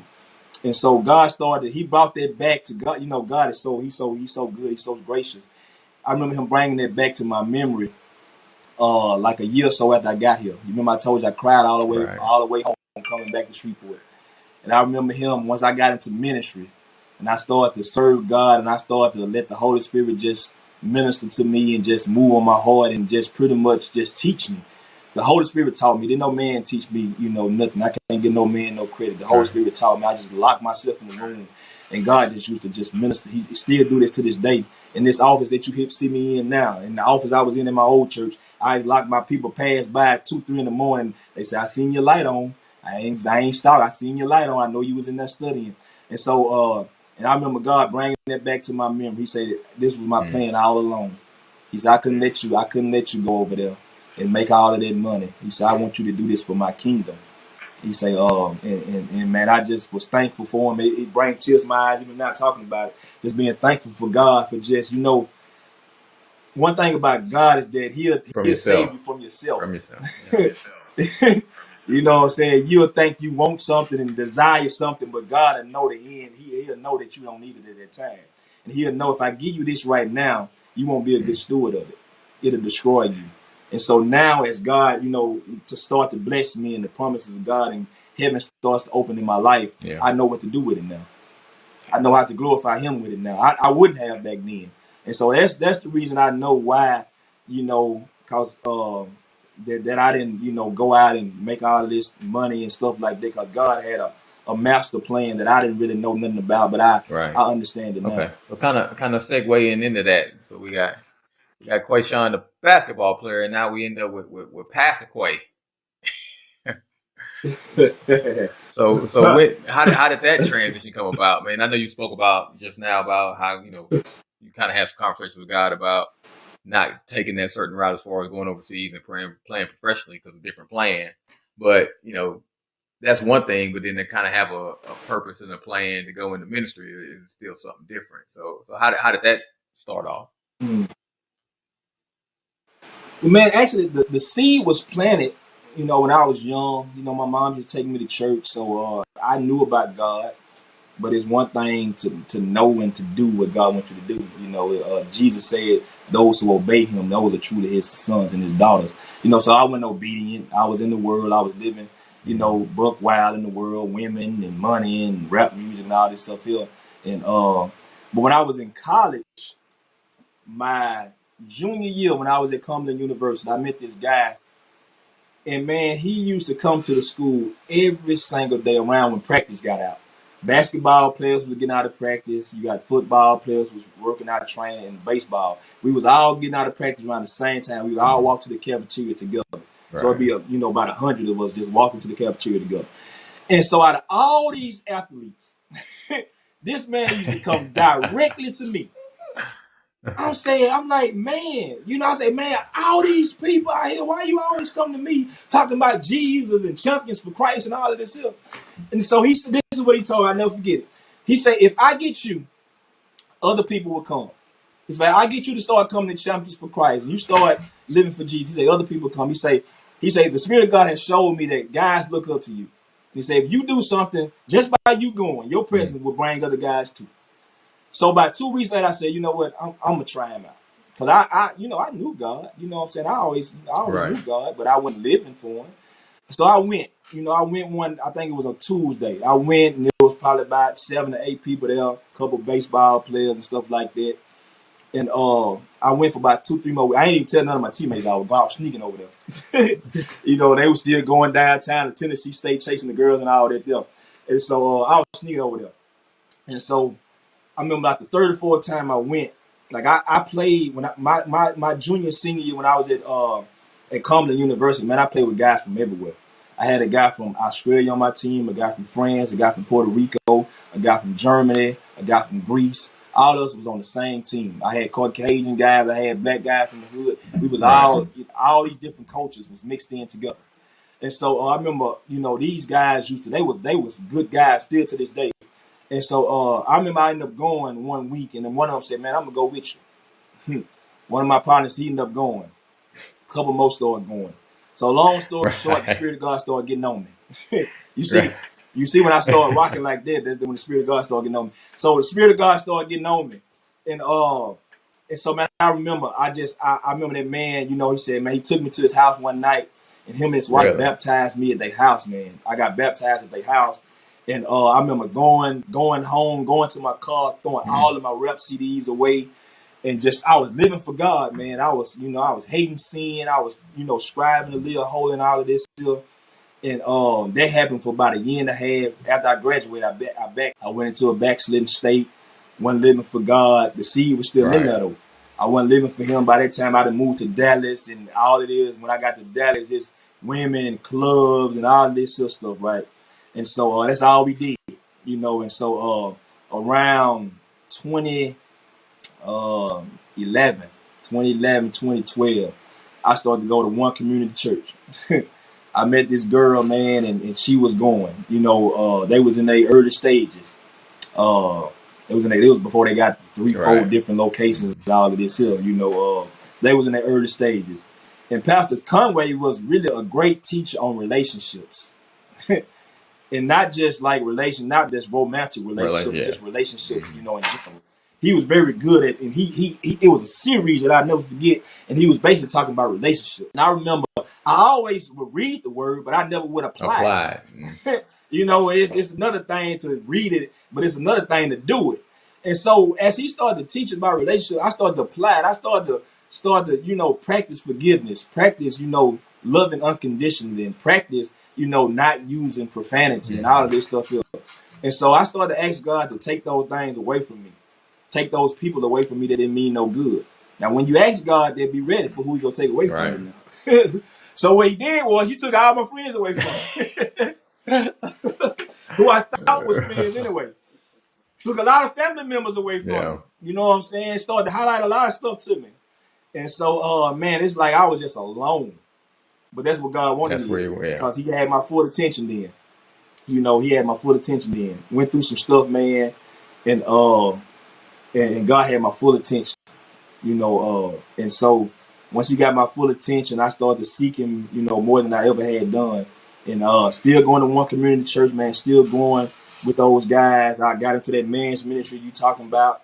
I was in one of those groups and stuff like that, and reading text messages and stuff. Still get the emails from them to this day. And so just started to grow, started to get around guys who was actually living right, man. Actually living for God, actually doing this thing, not just talking about it, not going to church Sunday and cussing and sleeping around Monday, And so that in itself is just interesting to have a model to see that, because like you said, for most of us, we you may see somebody, like you mentioned earlier, you see somebody go to church, but every other day of the week, and even on Saturday, is something totally different. But to actually see somebody that look like you model the principles and actually walk them out, and then see success in it, man, it's nothing like it. That's everything. That's where the world is. That's where the world is at right now. Is that the Bible talks about this in Romans. In Romans 1, it talks about how living unrighteous and living ungodly will suppress the truth to the people that don't know it. So if I'm a believer and I say I'm a quote unquote a follower of Jesus Christ, but my lifestyle don't line up to that. My lifestyle don't line up to that confession that I made, for salvation. And so other people look at me and be like, I suppress the truth to them because I'm living contrary, I'm living unrighteous. And so that's where the world is at right now, that you need people who are genuine. You need people who are actually, seeking God, pursuing Him, and implement His kingdom here on the earth and His will through, letting His will be done through their lives. And so that was hard because I didn't have nobody around me that I can say this man is actually Right. living for God Right. for real. You know what I'm saying? And I think that's where a lot of men is Mhm. at right now. Especially the men growing up like I grew up Right. in the hood. They ain't got nobody to model. They ain't got nobody, you know, and it was interesting in the book of John that we always talk about Jesus had Right. disciples, right? We talk about that a lot. But the Bible tells us in John 1 that John had disciples too. You know, meaning that John, what his goal was, you know, the purpose of that was to, you know, build men up in the things of God and then, hey, hand them off Right. to Jesus. That's what John's disciples did. You know, that's the Messiah. Yeah, you go to him. That's what John pointed them to. And so with that being said, you know, that's my job. You know, that is to build guys up, to disciple guys. Because when I was in there, I didn't have Mhm. nobody that I can say, look, I can model my life. I can see this guy as a husband. I can see this guy as a follower of God and say he's doing it the right way. He's actually living, you know, striving to live holy. But man, that Pastor Quay thing came that it was one of the hardest times of my life when God told me. I had been in Dallas for, you know, 10, 11 years. And you ask anybody, they'll say the same thing. Man, Quay ain't never coming back to Shreveport. I don't care what you say. He ain't never coming back to Shreveport. Man, you can ask anybody. Man, I'll never come back to Shreveport. Man, I'm in Dallas. Man, I love Dallas. I was in Frisco. I love Frisco. You know, and so, man, God uprooted me one day. He said, it's time to go home. I remember packing my Yukon XL. I packed it down with everything I had. Everything I couldn't get in, I Yeah. gave it away. I gave it away. And I came home. Didn't know what I Mm. was going to do. But before I left, I had started this my nonprofit called Okay. Superman for Christ. I had started this nonprofit while I was still there. I had started my delivery business during that time. And so he was already, God is so gracious, man, he's so good that he was already preparing me for this because when I started my delivery business, I ended up getting a contract Mhm. with FedEx. And so my contracts was in Shreveport. So I was going back and forth weekly anyway. You know, so I was already going back and forth. So when I started my nonprofit in 2014, Superman for Christ, we started with a soup kitchen, food pantry, and stuff like that. And so I remember coming home and God just really started to minister to my heart and say, you're going to have to give up this delivery thing if you want to do this ministry thing. And I'm like, God, I'm making good money with this FedEx. What are you talking? Sure, what you talking Right. about? Get this thing up? You know, I'm making this is my life. I'm taking care of my family with this. What you mean, get this up? And so he said, you ain't gonna be able to Mm. juggle both. Not right. Not Right. right now, anyway. You know, you got to get grounded in the things of God first. And so, man, I Oh struggled yeah, with that. boy. I ain't gonna be sitting here and lie to you. I struggled with that, man. 'Cause I had Yeah. 4 or 5 routes, you know, at the time. And so I struggled with that. And so eventually I sold the routes and I put the money Mm. into Superman for Christ. And so I got a building down off of Milam Street in the Lakeside area. We did hot meals 2 times a week. We did bags of food. We started doing food drives, started doing clothing drives, started doing Christmas, Christmas dinners, Christmas giveaways, toy drives, and stuff like that. And so that happened in 2014. So we still doing it to this day. And so still didn't think I was gonna Right. be a pastor. This was just You know, this ministry. just was Right. ministry. This just was a non-profit. You know, and so I had got my non-profit status and stuff like this. So I knew God was in it because everything just was so peaceful and it was, it was a speedy process. When the other people were saying, man, it's taking me 2-3 years to get non-profit status. Mm. It ain't taking me no time. So I knew God was in it. And so what happened was how this ministry thing came about is that the second year I had the building on Milam Street, the guy I was renting from, he was already charging me too much money. Everybody knew I shouldn't have been paying that much for rent. And so he started talking about, rent and all this shit. And so I was like, man, I should pay him. And then the Spirit of God was saying, no. He said, just drop everything and leave. I was like, well, God, I got all these people depending on me. I'm doing these bags of food, all of this shit. Mm. He said, just drop it and leave. Told me again, drop it and leave. And so, man, I did it. I struggled with it, but I did it.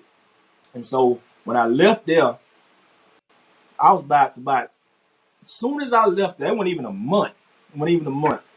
Ricky Evans, I was telling you about that played for Fairport. His stepfather, Wolford, he was doing basketball training at Western Hills Church off on Pines Road. And he knew what I was doing with Superman for Christ and all of that. And so he called me one day and he said, man, look, I'm doing this basketball training. I need you to come over here and help me. If you can, just come and, help me with these kids with this basketball training. And so I remember going over there one time and helped them out and stuff like that. And so one time when I went over there, the pastor was there. The church, he was there. And he said, and Wolford said, man, I want you to meet the pastor. And so I met him and stuff like that. He asked me what I was doing. I told him about Superman for Christ. I told him about that I had the building. I had left that, that building and stuff like that. And God told me to leave it. And right now I just was kind of up in the air as what I was going to do next. I know I still wanted to do ministry as far as, what I was doing. And so he said, man, this is what I want you to do. He took me to this, like, now Western Hills Church is big. Like, it's about over 30,000 square feet with all the different buildings together. And so he took me to this one building, it was like a 10,000 square foot building. And he said, they basically weren't doing nothing in the building. He said, man, go pick out what room you want.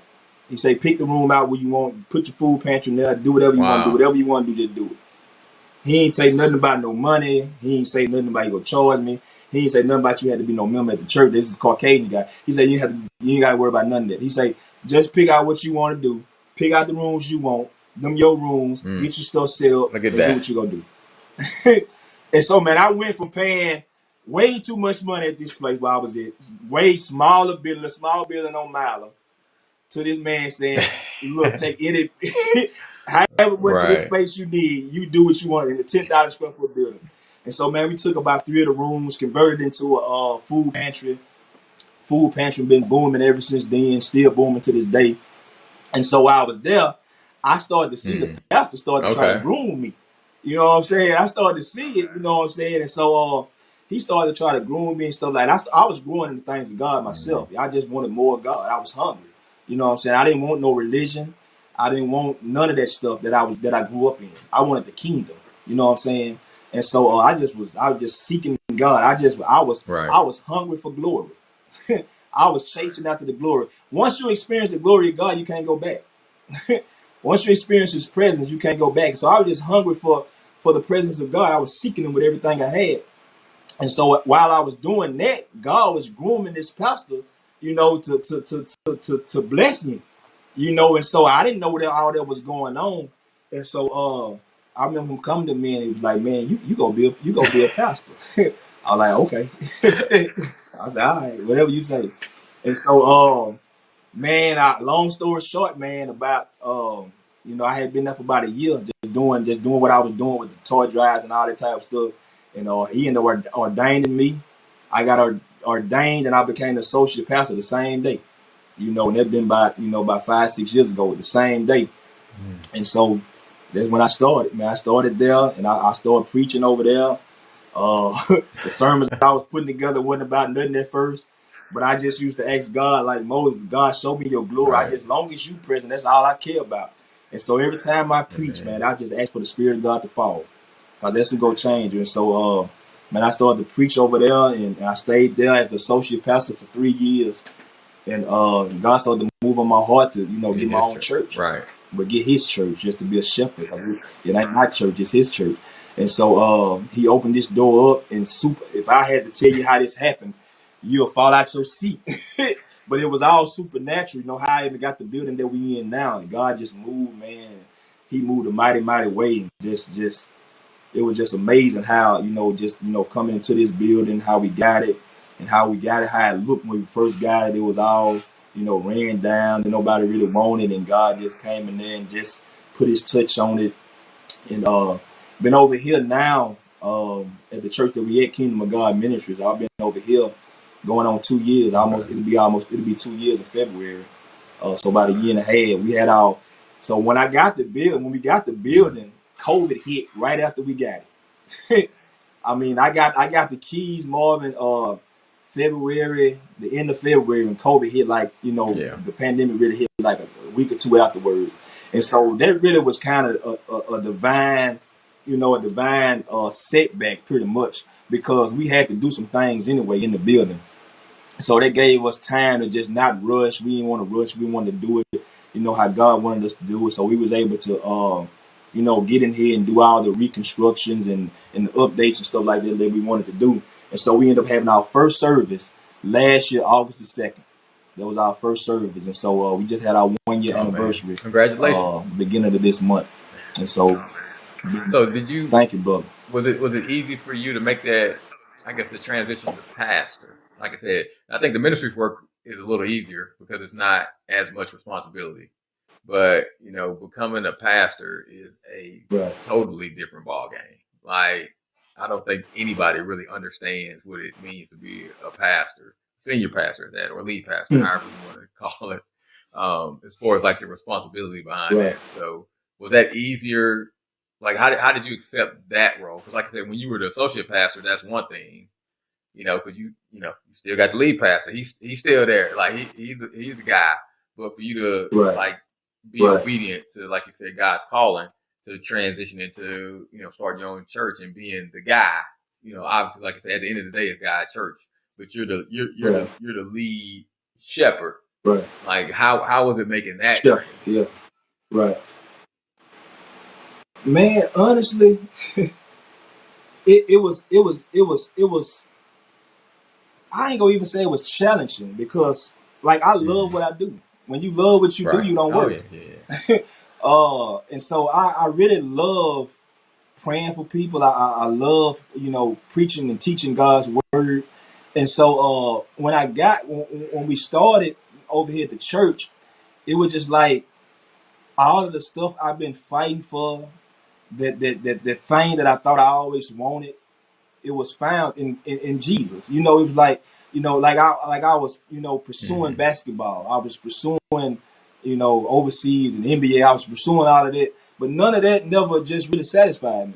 I pursued women. I pursued all this different stuff. None of that never gave me a peace. And so when I started to do the things of God, and see when you step back and you let the Holy Spirit lead you, it makes things so much easier. See, what happened when you always have, trials and tribulation that comes with it, and most of those are ordained by God, to grow you. That pain is, you can't experience growth without pain. And so God he just took over, and now you get here and you gotta do all the things the quote unquote senior pastor do.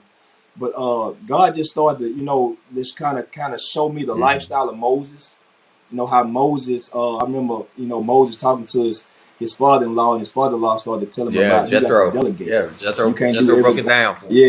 You can't.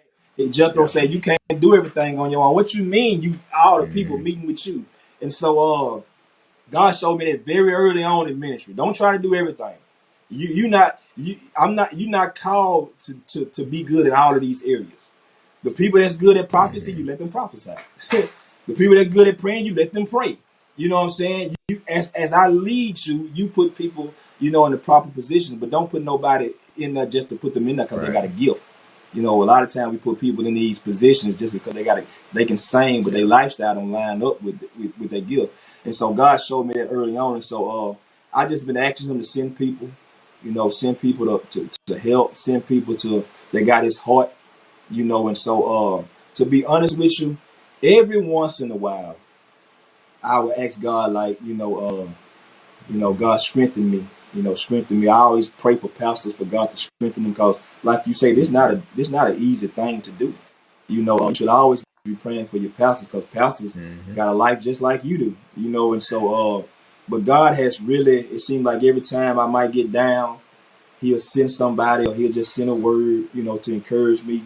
And so it's been really gratifying, to watch people's lives changed by the Spirit of God. I mean, that's my whole joy. Like, my heart breaks for people who don't know God. My heart breaks for people who just, put God on the back burner, who even the ones who have said yes to Jesus but don't live that way.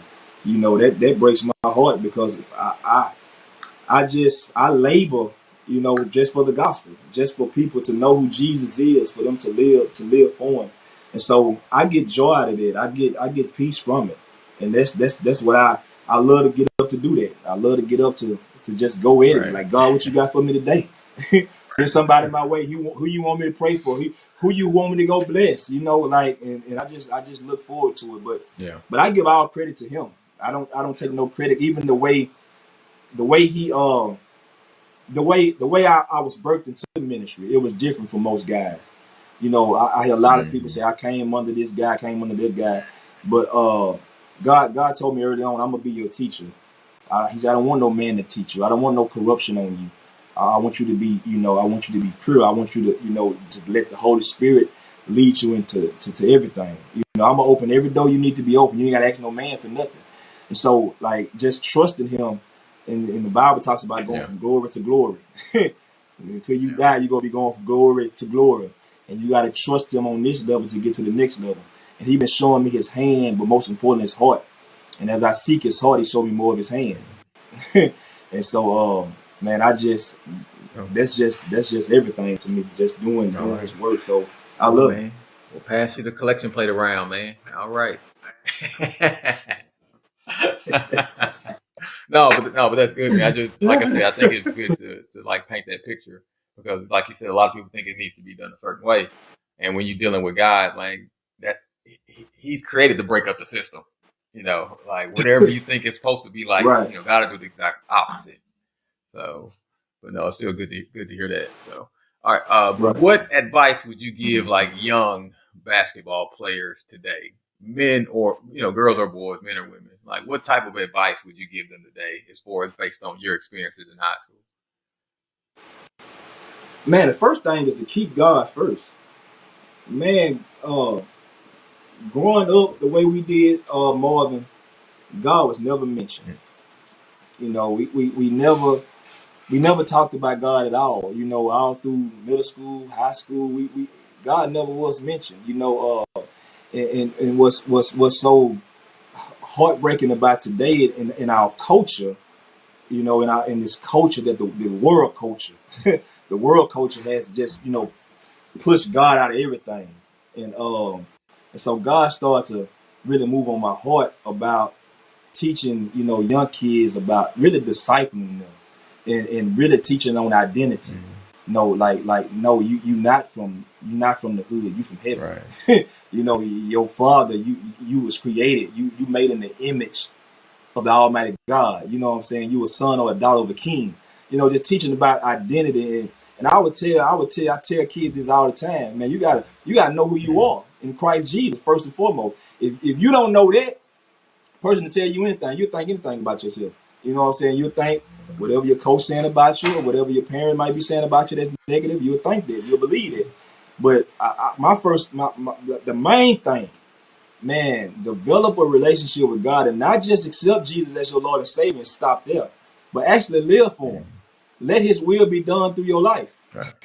Let people see the light in you that's in Jesus Christ. But how would you? And I guess I'll play a little bit of a devil's advocate there. How are they supposed to get that if they don't have an example? Because that's the main thing. I think even you kind of speaking to our example, like we didn't have an example, right. So. I mean, yeah, we can tell them exactly what you told them about getting a relationship with Christ and then actually living for Christ. But if I don't see anybody doing that, how can I understand what that means and how to apply it? Right, but that's what guys like you and I come in at. Yeah. We know this issue now. We know we've been down this road, and so as far as. Because everybody's not going to do it. Everybody's not going to do it. And you can't reach every kid. You can't reach every kid. You might, you have the people that God has gave you, He have given you. It might give you, a few to be a steward over. But you can't reach everybody. So the ones that, the heartbreaking part of this in everything is that most of these kids is not even exposed to God. My grandma ain't talking about it, mom ain't talking about it, none of my family members is talking about him at all. So that's why the Bible talks about having a personal relationship with Jesus. Meaning that on the day of judgment, you ain't gonna have no excuse. Jesus ain't gonna take this for an excuse. Jesus ain't gonna let you tell him that, well, when nobody in my family saved. There ain't no excuse. You know what I'm saying? In Romans, it talks about that you without excuse because you know that there's a God. even the atheists know it's a God. So if I know there's a God, we got to be, out there as advocates for the kingdom. We got to just be, just plant seeds wherever we go with kids. But you can't save everybody. That's heartbreaking. You can't save everybody. So I would tell kids to get in the church, get around a mentor, a man or woman of God, and just grow. Get around somebody that's actually living for God for real, and learn from them until you can walk on your own in the things of God. But that's hard. That's when Jesus talked about, the harvest. The harvest is Right. humongous, but it's not enough laborers. You know what I'm saying? And so we got to get more people out there like you and I who telling people and teaching people about Jesus. And it's really tough in this region here that I'm in Shreveport, Bossier. Ain't nobody talking about God. Well, we're not. I said it's not without an agenda. I was about to hit that right before you hit it. So even some of the churches you go to, you can't get Jesus from some of the churches. So it's the blind leading the blind. And so, but God has commissioned us, guys like you and I, to go build his altar wherever we go. Right. And you just pray that, once you build the altar, that God will bring the increase. He will draw the people in. The Spirit of God will draw the people in. And so, man, I got kids that, I got probably the best quarterback around here, Ricky's son, Cameron Evans. I baptized Cam a couple months ago. And I tell him, I try to get guys like Cam, guys like the Cedric Webb, who's the best basketball player probably at Huntington. Guys like Omarion, guys like Omarion that plays for North Caddo, who are the top athletes around here. And you got kids that look up to them, kind of like the position I was in. Like I was one of the best players around here, and I didn't use that, that influence that I had the right way. I used my influence the wrong way. I could have used my influence to bring people to Christ. But I use my influence to bring people to women and to all this other stuff. You understand what I'm saying? So I tell guys like Cam, 16, 17 years old, I said, man, you got to use your influence to draw people to the kingdom. You know what I'm saying? So if I get you, I got to pour into you so you can go get two more, and then they can go get two more. I learned this from Pastor Conway. He talked about the ripple effect. You know what I'm saying? As you get one, you get two. Only thing you tell them you do the same thing for them that I did for you. And so that's what that's the only thing you can tell even the kids. to kind of follow up on that, like now, like never before, we're in a season of followers. So people are going to follow. If you're doing something and you have some type of popularity or notoriety and you're some type of leader, no matter what it is, it could be in fashion, it could be in athletics, it could be anything. Like the way things are set up now, people are going to follow. That's just how we've been engineered, like just through the social media and the likes and the follows and things of that nature. But to your point earlier, you got to use that to push for God principles and not the principles of the world. Right. But the thing is, like I said, they need people influencing them to understand that concept first. Because a lot of people, they understand that, if I do something, a lot of people are going to follow. But they don't really understand what that means and what type of impact that could have on somebody long term or even in short term, because they are people of influence, because people do look up to them. So first getting them to understand that, you don't have this influence just because, like, God has given you that influence for a reason. And it's like I say, men like yourself that'll speak into their lives and give them a true understanding of what that influence really means and what they're called to do with that influence. So it's a twofold meaning to it, because like you said, people are going to follow. As I hate to even say it. There's very few leaders. It's the way it is. So to get those influencers understanding what their purpose is and what they were created to do, and that they were created to influence. Like, God is an influencer. And if we're created by God, that means we're influencers also. So to kind of have them understand that means, okay, now I know if I put this on, or if I listen to this, or if I go here and people see it, it's not just me doing it. Now I'm bringing other people in that direction also. So I can either be bringing people towards God, or I can be bringing people away from God. And once you get that understanding and that concept, that could be a game changer for you. You know. Right. One thing that God, when Kobe Bryant passed away last year, God spoke to me about that. Now, when Kobe Bryant passed, this was before COVID hit. Kobe Bryant passed in January, and so God speaks through. He can speak through anything. You know, people, dogs, whoever He want to speak through. And so God speaks to me a lot through numbers. And so He started to minister to my heart about Kobe Bryant, and about Kobe Bryant dying just when just no accident, and just Kobe Bryant dying. This was something spiritual also.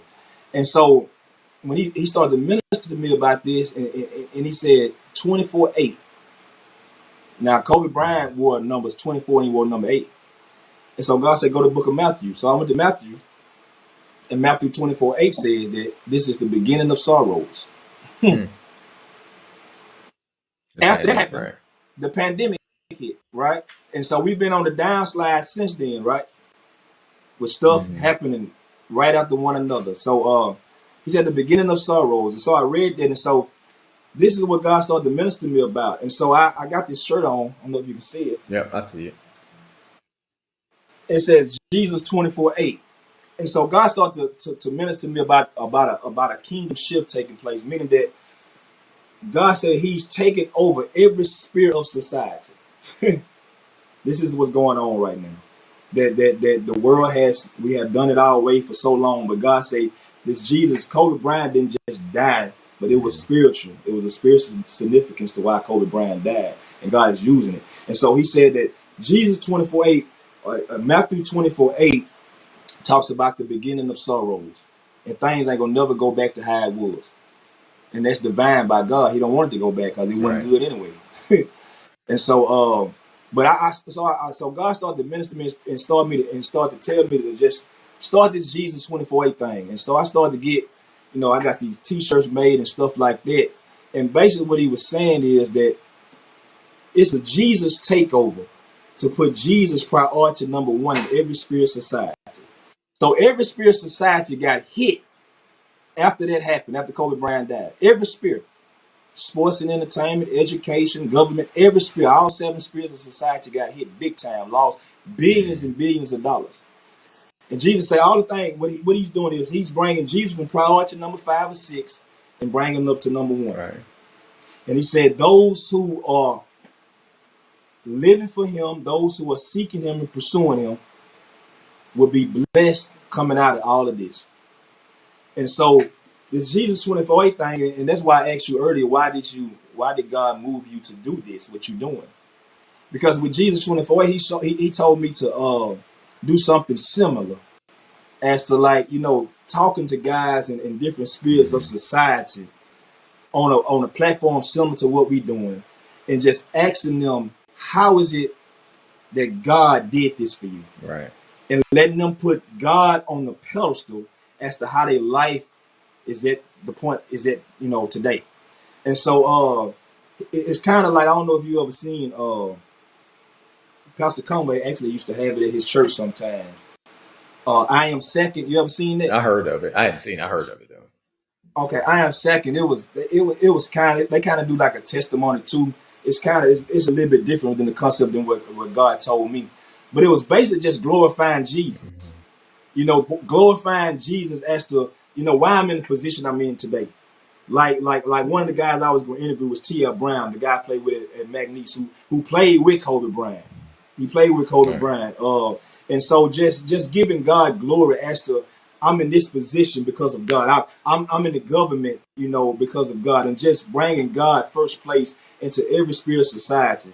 And I think that will help, like even what we talked about earlier, with children not understanding God because ain't nobody giving God glory. Just imagine LeBron James giving God glory and saying, God done all this for me. Right. How many kids will follow Jesus just by LeBron doing millions. Think about the influence thing you talk about. The influence LeBron has. If LeBron make a tweet right now about salvation, how many kids will go get saved? Yep. Yep. Millions. You're right. Instantly, before the day is out, millions are gonna get saved. And just think about every spirit society is like that. You talk about actors and entertainers and stuff like that. What if Beyonce say something about being saved? How many young girls are gonna get saved just because she said it, right? But we using our influence the wrong way. We using it for Satan. We using it for the kingdom of darkness instead of the kingdom of God. And so God said, what I'm gonna do is I'm gonna shift this thing, and I'm gonna put people who are after my heart in these positions. And so if they after my heart and they in these positions, you can use their influence to draw people to the kingdom of God. And I think that's what's going on. That's why this shaking is happening right now in the earth. It's shaking for a reason. Every time it shakes, glory comes after that. And this persecution that God is allowing the church to go through right now is all for his glory. It's for Jesus to get his bride ready for the bridegroom. Right. That's what's going on. All right, man. We could chop on this for another 2 hours. Yeah. That's true. Let me get you a couple quick hitters, man, and I'll get you out of here. Who's the toughest person you ever played against? And that's a 2-part question. Who's the toughest person you played against defensively, and who's the toughest person you played against offensively? Oh, wow. Oh, Lord. The hardest person I had to guard, let me see.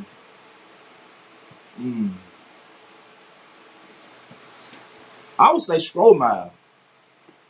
Like for us, trying to guard him, being that he was so much taller than me, and I couldn't defend his shot. I couldn't contest his shot because I was good at blocking people's shot, but I never could touch his because he was so taller than me. So I would say him on a high school What did he have? What did he have? Like he had like 5 inches on you. But then his wingspan was like crazy. Right. So. Right. So he would scroll out about 6'10", 6'11", but once he reaches his arm, like, he about 7'5". Look, ain't no blocking net. You know what I'm saying? So probably him in high school. In college, oh Lord. In college, from that point, from high school, from that point, probably. But I played against some guys. I done played against some guys, man. Golly. Man, there was this one guy, I can't even remember his name. I remember playing on this semi-pro team. Matter of fact, I was in Oklahoma. I had went back to Durant. They had a little team out there. I had went back to Durant. But man, this guy, he was about 6'7". I can't think of his name, man. If I knew his name, you would know him because he played college basketball. He had a name for himself. But man, that dude was so strong, man. I mean, he was a horse. He didn't look like it. He was kind of slim, but man, that man's body was so hard. Man, I was like, man, how you get like this? But man, I had a tough time before. It's like I had a tough time guarding him. But all in all, I would say Scroll, on high school level. But once I played, after that, it was a ton of guys that was really good. As far as defending, the guy that I had trouble with, who locked down Quasean? I ain't really had him. I'm gonna be honest with you. I ain't had him in the. I used to figure it out. I figured it out myself. Hey, I'm serious. I'm gonna have to think hard about this one. I ain't trying to toot my own horn. I'm just being serious. Cause I used to figure it out. Let me see. Man, it was this one guy when I was in school in Tennessee, and he used to get under me. He was a guard, but he was so smart. He was really smart. He was about 6. He was about 6 foot, and I could shoot over him, but he wouldn't let me get in my positions to shoot over him. Like he used to push me and bump me. He used to get on my legs a lot. You know what I'm saying? And I can't really think of his name, but he made it tough to score on him. Cause I really couldn't put the ball on the floor around it because he was already down there. You know what I'm saying? And so I put it down. He's gonna just come and try to take it. Yeah. So if I didn't have no good point guard to give me the ball on him, I couldn't score on him because you had to give me a good pass in my position to really score on him. So, but man, it's been a lot of guys. But most of the time I used to figure it out. I figured out a way to score. Right. Okay. All right. Next one is who is, and this is your opinion. Who is the greatest basketball player of all time? And we're gonna need a why on that. Oh, that's easy. Michael Jordan. Okay. Yeah, Michael Jordan, just because he ain't had no weaknesses. I don't think he had no weaknesses. And just his will to win, his willpower on the court. I don't even think it's close, to be honest with you. Okay. All right. Next one is if you was going to play a game, man, and you had to take four of the players, four people that you have either played with or played against. Who would be the starting five that you would take? Oh wow. Ricky Evans. Okay. I say Ricky Evans, man, because I know Ricky on another level. Cause me and Ricky have been through some wars, playing basketball. Now Ricky ain't go back. I don't care. You can score him 10 times, he ain't go back down for me. He ain't gonna never back down for me. Ricky Evans, I go to bat with Ricky any day. This guy named Sean Robinson. I think I was telling you about him earlier that I met when I was in Baton Rouge. Sean Robinson, man, he was a dog. He was about 6'2", but man, he was like a Westbrook before Westbrook. I mean, he had a will to win too. So Sean Robinson, Ricky. Oh wow, man, you got some trouble for me now. Oh man. Man, you know who else I would go? I would go to bat with Quinn White any day, man. Yeah, okay. Quinn is my guy, man. Quinn, Quinn was like Dennis Rodman to Jordan or Charles Oakley to Ewing and stuff like that with me. From middle school and high school. Like if something was going down, Quinn was in it. You know what I'm saying? Like hey, if somebody tried to touch me, it ain't gonna happen if Quinn around. You know what I'm saying? So it ain't on or off. Right. Even to this day. So Quinn always been my foxhole, man, because there was a guy, he gonna get down and dirty. And so I got one more. Oh, Lord. Let me see. Oh. You said I played with or against? Right. Oh, Lord. Oh, let me see, man. Let me see. Seems like you're going to need a little height on this team. You ain't lying. Got all them goals. Oh, let me see, man. Oh, Lord.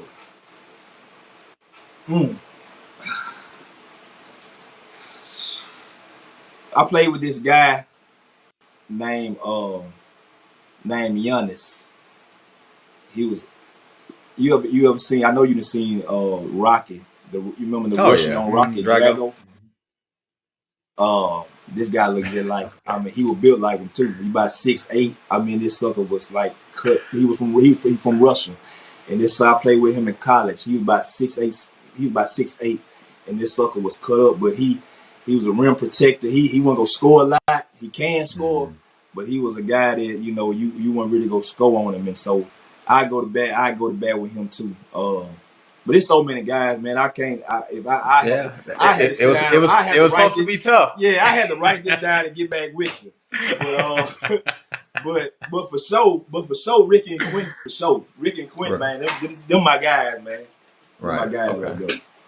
All right. Another. If you could watch only one movie for the rest of your life, which one would it be? Movie.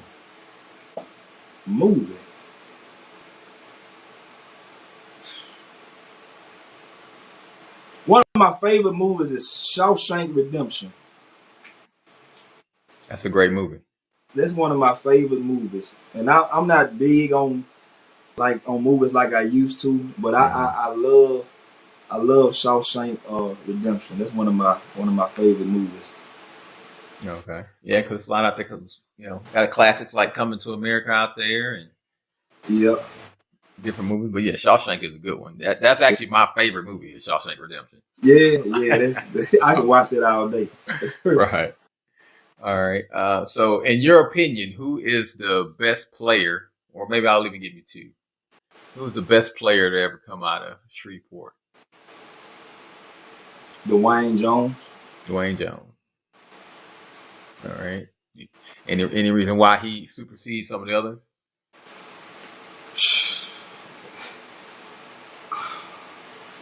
like he had that the thing I was talking about with Jordan. Like Forrest, like offensively, he have no weaknesses. You couldn't bag off him because he'll shoot you down. You couldn't get on him because he'll go by you. He can pass. He had the dog in him. That's big. That's always big. He had. If you ain't got no dog in you, I don't want to play with you. That's one thing I got. You got to have dog in you. I don't want to play with you. He had that dog in him, and he just was. He was special. I played against him. Once he got out of school, I played against him when I was a freshman. I think he was a senior when I was a freshman, so I ain't really play against him. But I played against him once he got out of school and stuff like that. And even when he gained weight, man, he was still good. Like one time that sucker came to the gym one time, he was like out of shape, and that sucker still was getting booked. I'm like, man, how is he still scoring? He don't even like he can move, but he was still because he was like Dwayne Jones was one of the smartest players, man, around. Like he was really smart, that I don't think people give him enough credit for that. Right. He was a real smart guy. Like he can think 2 steps ahead, and see stuff like other people can see. And I remember my daddy taking me to, when he was a junior, I was in the 8th grade. I remember my daddy taking, because my cousin Phil Crowder, he played for Fairport. He was a senior, I think, when Dwayne was a junior.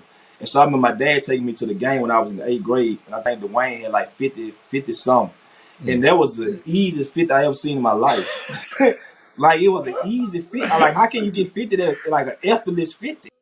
Like, I mean, he just hitting shots.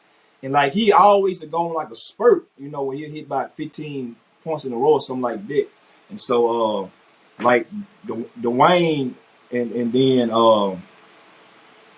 my boy Tony was my boy too, man. Oh yeah. Tony was my boy too. But Tony, he a close second, like just coming out of Shreveport.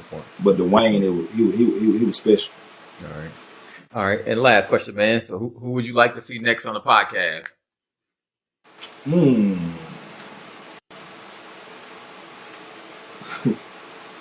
Well, you already said you got Quinn. Johnny Quas. All right, we could make that happen. I don't know. Is he on social media? Maybe so. He on Facebook, but he don't be on here much though. He don't be on there much. Right. I think Johnny been through some stuff. And I think Johnny in Dallas too. Okay. All right. Well, yeah, I got Mario's perspective. I love to hear Johnny's. Hey, get ready for this now. Right. All right, man. But no, man, appreciate your time, man. Obviously we shared a lot, man. I know it'll go out, man, and bear some fruit. So. Thanks for your time today. Thank you, brother. Thank you, man. Hey, man, any way I can help you with what you're doing, man, don't hesitate to ask. Cause I think God is in this. Well, I know God is in this, what you're doing. And I think it's gonna grow. And I just prophesied over your life right now that it's gonna grow to something bigger than what you even think. And I think most importantly, people gonna be blessed by it. That's the whole thing. Before I came on, I just said, God, I just want you to be glorified. With whatever come out of my mouth, whatever come out of Marvin's mouth, I just want when people listen to it that they will hear you in here and that you will be glorified. And I think as you continue to let God lead you, man, you're gonna be interviewing some people like, wow, how I get this person on? So you remember that prophecy today. What it is? There it is. 8/20/21, right? 20, baby. 8/20/21. So when they start come on, you just say, hey, just give glory to God. And we already spoke it. It's been decreed and declared. And you go do some great things for the kingdom, with this. Because so many people, do this. But like you said, they doing it and using their influence for the wrong reason. Right. But I appreciate what you're doing. And I just thank you. Thank you for listening to the More Than Sports Podcast. Please like, subscribe, and set your notifications so you can be up to date on new content. Also, if you have a story you'd like to share, please reach out to us at mystory@morethansportspodcast.com.